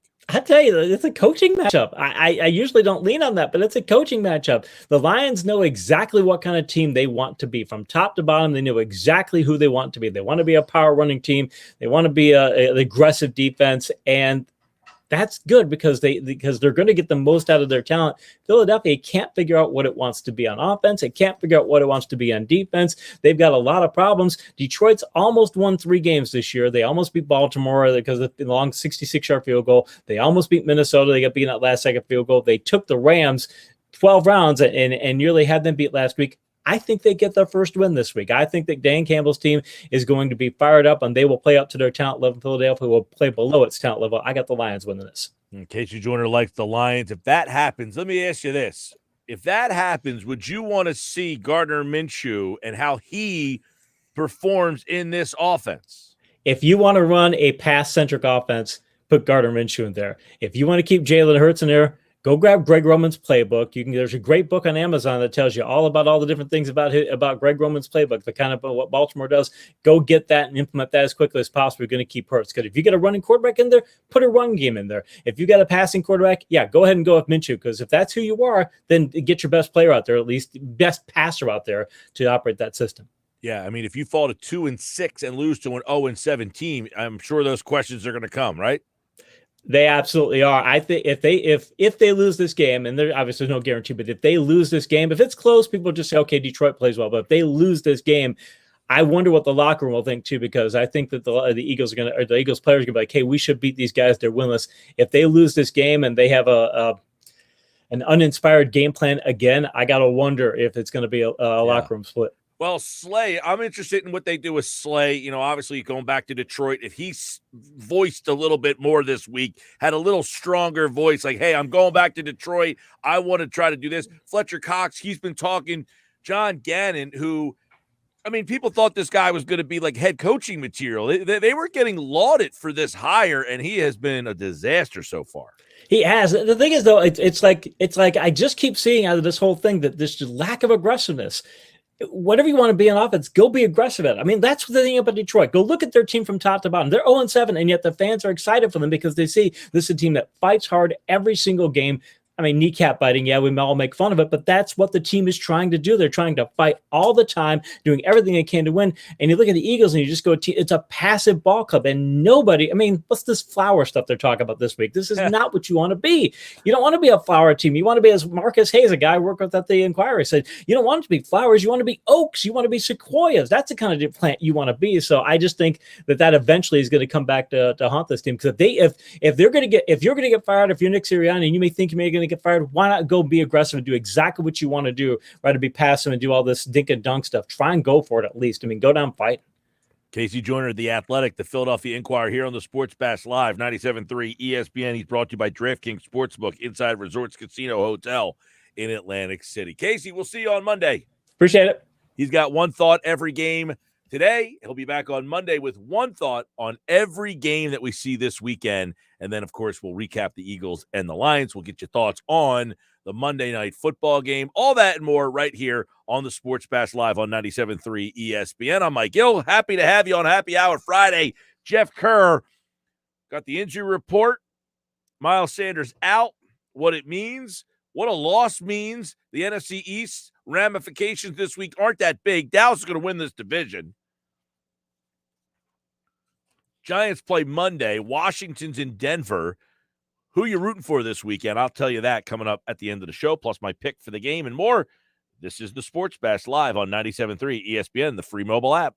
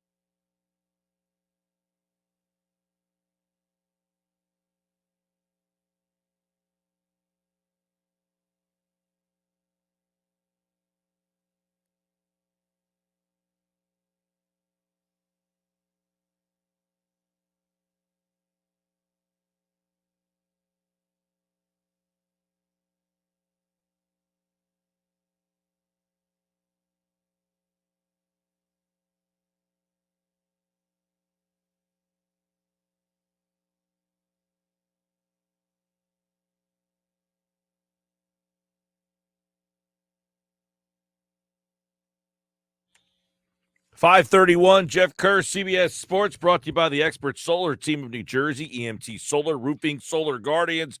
Start your solar journey today. Learn more. Visit espnsolar.com. All right, let's take a look at what is kind of a pivotal game, not for playoff positioning or anything to that, Jeff, but it feels like a moment right now in this Eagles landscape of their organization that if they were to lose this game, this organization could really turn upside down on its head here and have to look at themselves in the mirror big time. Yeah, Mike, it feels like a game where if you had any glimmer of hope for Nick Sirianni, if they lose this game, that could be it. And I'm not saying for his coaching career. I mean, maybe, but definitely this season. And because 2-6, do you think he could get fired if they lose? No, he won't get fired. All right. He definitely could be that one and done head coach, if you will, because you shouldn't lose to a team that doesn't have a win this year. Even though I feel a lot better about the Detroit Lions right now than I do the Philadelphia Eagles because they are playing hard for their first-year head coach. And by the way, Detroit has lost 11 in a row, and their quarterback has never won a game in his 6 years in the NFL without Sean McVay as his head coach. That's telling you something, like they should win this game Sunday. Will they? I really don't know. Yeah, it just feels like they're on the precipice of getting that win. I mean, they lost the game to the Ravens on like a 67-yard field goal, whatever that was. Last week, they have a lead in the fourth quarter against the Rams. I mean, they feel like they're kicking down the doorstep. They just don't know how to win, and they're playing the Ravens and the Rams. Now, I get it. Philadelphia's had a tough schedule too, but the Lions seem to be more competitive in the losses than Philadelphia does. Yeah, and here's one thing about Detroit. I know Detroit fans are miserable, and they have every right to be. They won one playoff game since 1957. You have every right to be miserable if you're a Detroit fan. But their fan base seems to get what this head coach is doing, rebuilding. And I think that was the message. And again, this is they where should be used to it. Yeah, well, this is where I give the Fools a lot of credit. They said, look, we're not going to be a good team this year. Jared Goff is a bridge quarterback for our next guy. We hope he can be the guy, but we're not going to say he is the guy. You know, Philadelphia, they made it look like this offseason. Well, we're in a transition year, and this is like 2016. No, it's not like 2016. This team is what we thought they were going to be. Now, should they have lost to Vegas? You know, based on how Vegas is playing. One thing to lose to Vegas. It's another thing to be not competitive. Well, yeah, that's the thing. They were competitive. You exactly opened up my point, Mike. They were not competitive in that game. They have not been competitive in a lot of their games this year. Detroit has been the opposite. Detroit can easily be 2-5 right now. They're not. They're 0-7. Everybody says you are what your record says you are. Well, I'll tell you what. You better watch out for this 0-7 football team because they feel they can win this game Sunday. Yeah, I mean, here's the problem. Like the Eagles in the game against Atlanta, they were competitive on both sides of the ball. They had a good game plan on offense. They had a great game plan on defense, executed and kicked the crap out of that team. Since then, it's been disjointed all over the place. The defense played well against San Francisco. The offensive game plan was horrible. They got Rochambeau'd on both sides of the ball against Dallas. I mean, Kansas City, same thing. Defense, horrible. Offensive game plan, I mean, it doesn't seem that they have been able to put the two together in any game except for Atlanta.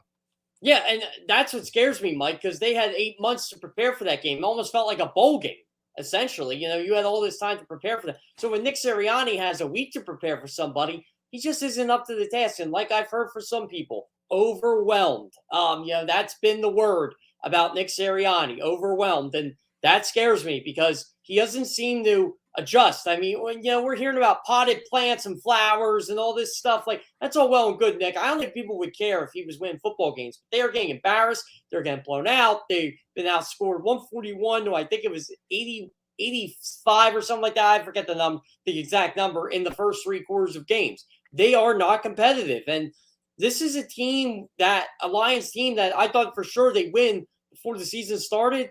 Based on this Vegas game, I am not sure, because if they were 3-4 going into this game, the outlook on this season would be so much better.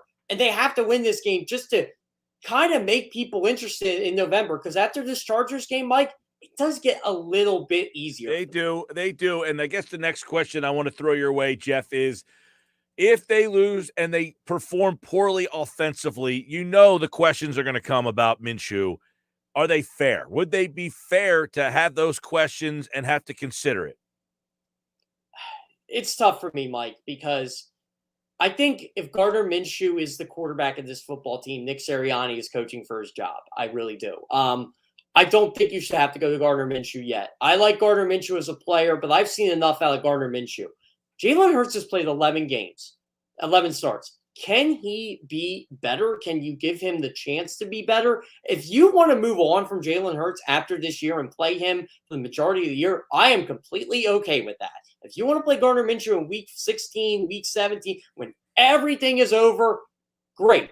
Don't have a problem. Well, how long? Okay, if you lose to Detroit, now you're 2-6. You lose to Chargers, you're 2-7. Broncos 2-8. Saints 2-9. At what point do you say, this is what you are? This is who you are. You know what I'm saying? Like, at what point do you make that decision? I think you still have to keep letting the season. You can't just let the season. You can't win 2 games, right? And here's the thing, Mike. Are they winning the Super Bowl this year? Are they a playoff team? No, they're not. So why can't you just develop this quarterback? Why can't people be patient and see if this guy can throw over the middle of the field and can run? Can Nick Sirianni change his offense? And, here's a crazy concept. The Green Bay Packers use this thing. You and I have heard of it. I don't know if Nick Sirianni has. It's called motion. Can we get some motion here? Does Jalen Hurts know motion? Mm-hmm. I don't know. Does this playbook change with Gardner Minshew as the quarterback? That's what, if they do play Gardner Minshew, that's what I want to know. If not, then this is pointless. Here's the thing.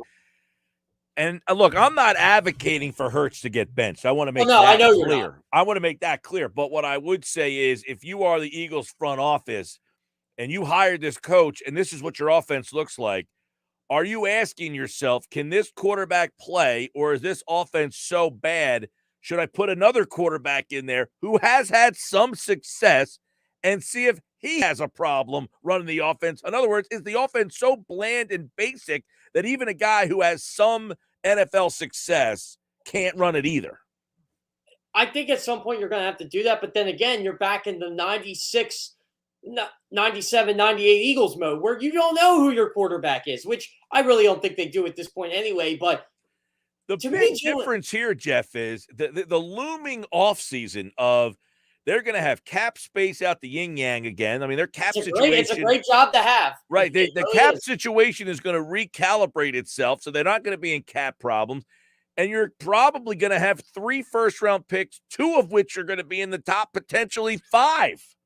Yeah, thank you. It doesn't see it. While this season is what it is, and if you lose to the Lions, that's embarrassing. If you lose to the Jets, for God's sakes, down the road, if you lose both games to the Giants, if it's that bad, in the NFL, you have one offseason, you can turn some things around pretty quickly.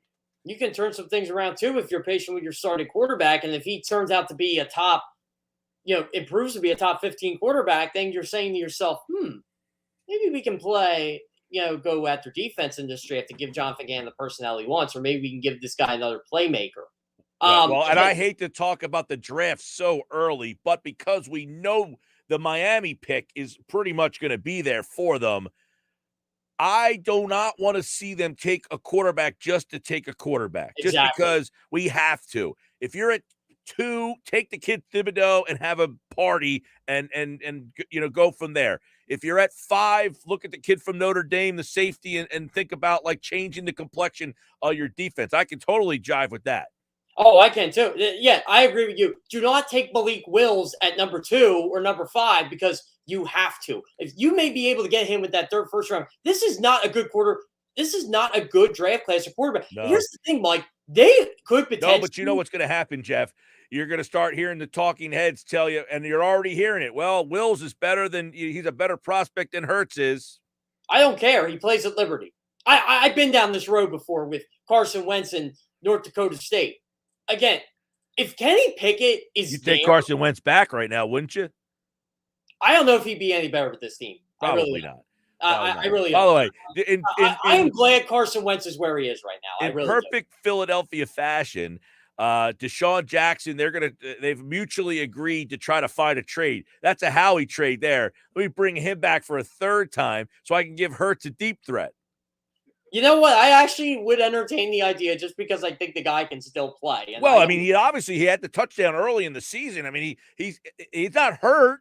Why are they not using him out there? What's going on? So it's funny. I talked to a lot of the guys from the SB Nation blog, the Turf Show Times, and they're like, "Well, Matthew Stafford's only 3 for 9 for 150 yards, and 1 touchdown, 1 interception thrown to Jackson." I'm like, you guys sound like that's bad. Like, he's a deep ball receiver. He's used for one thing. By the way, he does stretch the field in your offense. You know, I know Cooper Kupp has been incredible this year. So is Robert Woods, and so is Van Jefferson. So that's why he's not playing. Yeah. But it just seemed like, too, and a lot of Rams fans have pointed this out, Stafford and Jackson just haven't connected like they thought they would early in the season. So, again, I still think he's a very valuable asset to a team. And again, I would be on board. I don't think Philadelphia would ever consider bringing him I don't back. either.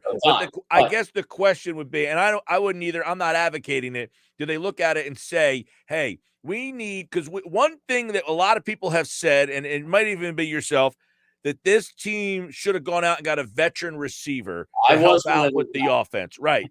Do you bring in a veteran guy to just try to help out the receiving core? I don't know that Jackson's the right guy. I don't know that he takes these guys under his wing and helps them out, but he is a veteran guy.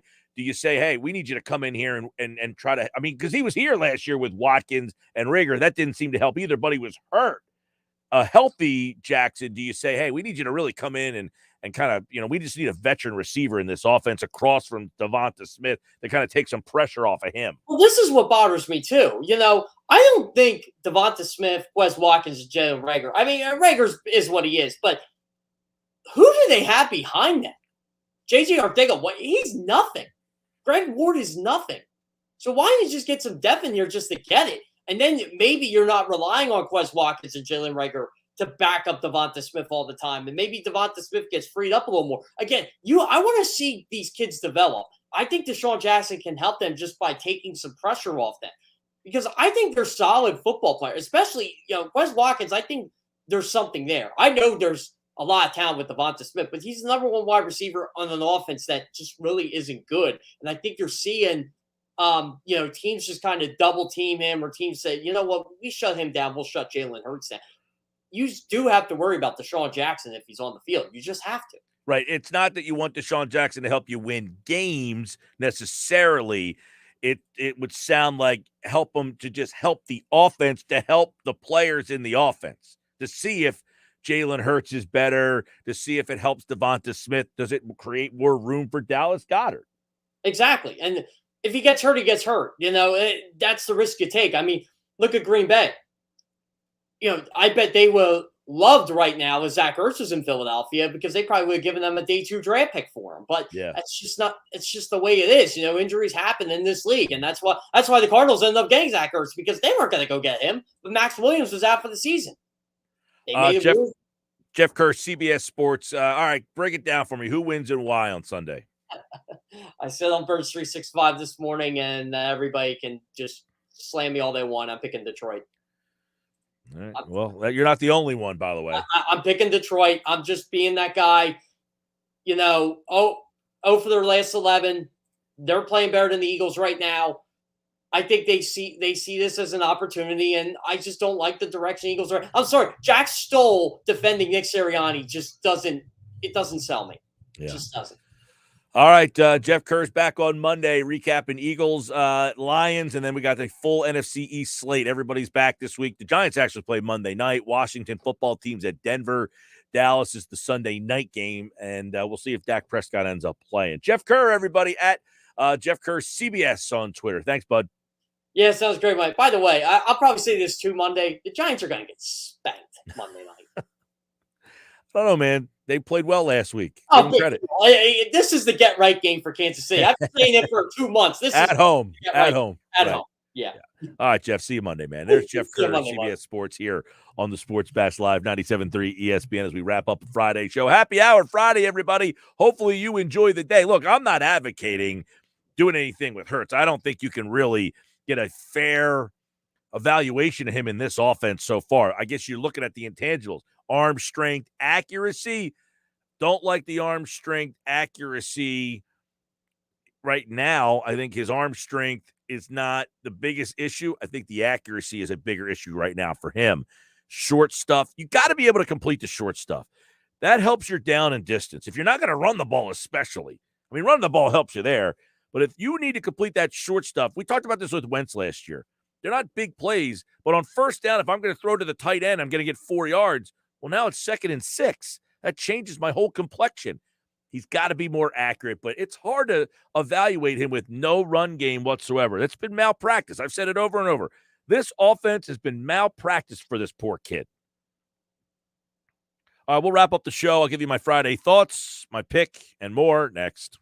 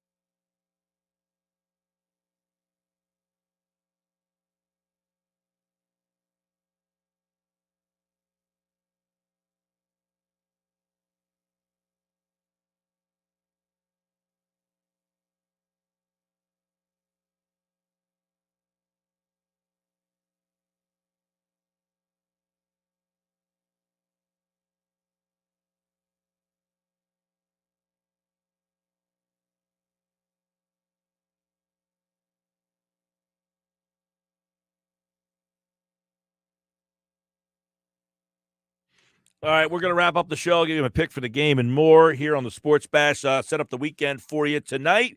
We've got World Series Game 3 tomorrow. We got undefeated Michigan State. That starts at noon. Sixers, Hawks, Flyers, Flames tomorrow night. A little double dip for you. Flyers 7:30. Calgary and Flyers are 10 o'clock start. Sunday, Eagles, Lions, and Sunday Night Football.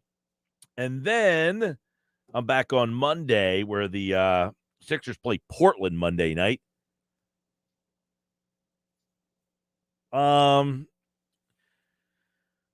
thinking about the game all week long. I say, I feel like Detroit's going to win the game. I just do. I just feel like Detroit's going to win the game. You're going to be watching the game and you're like, you're kidding me. We're losing to Detroit.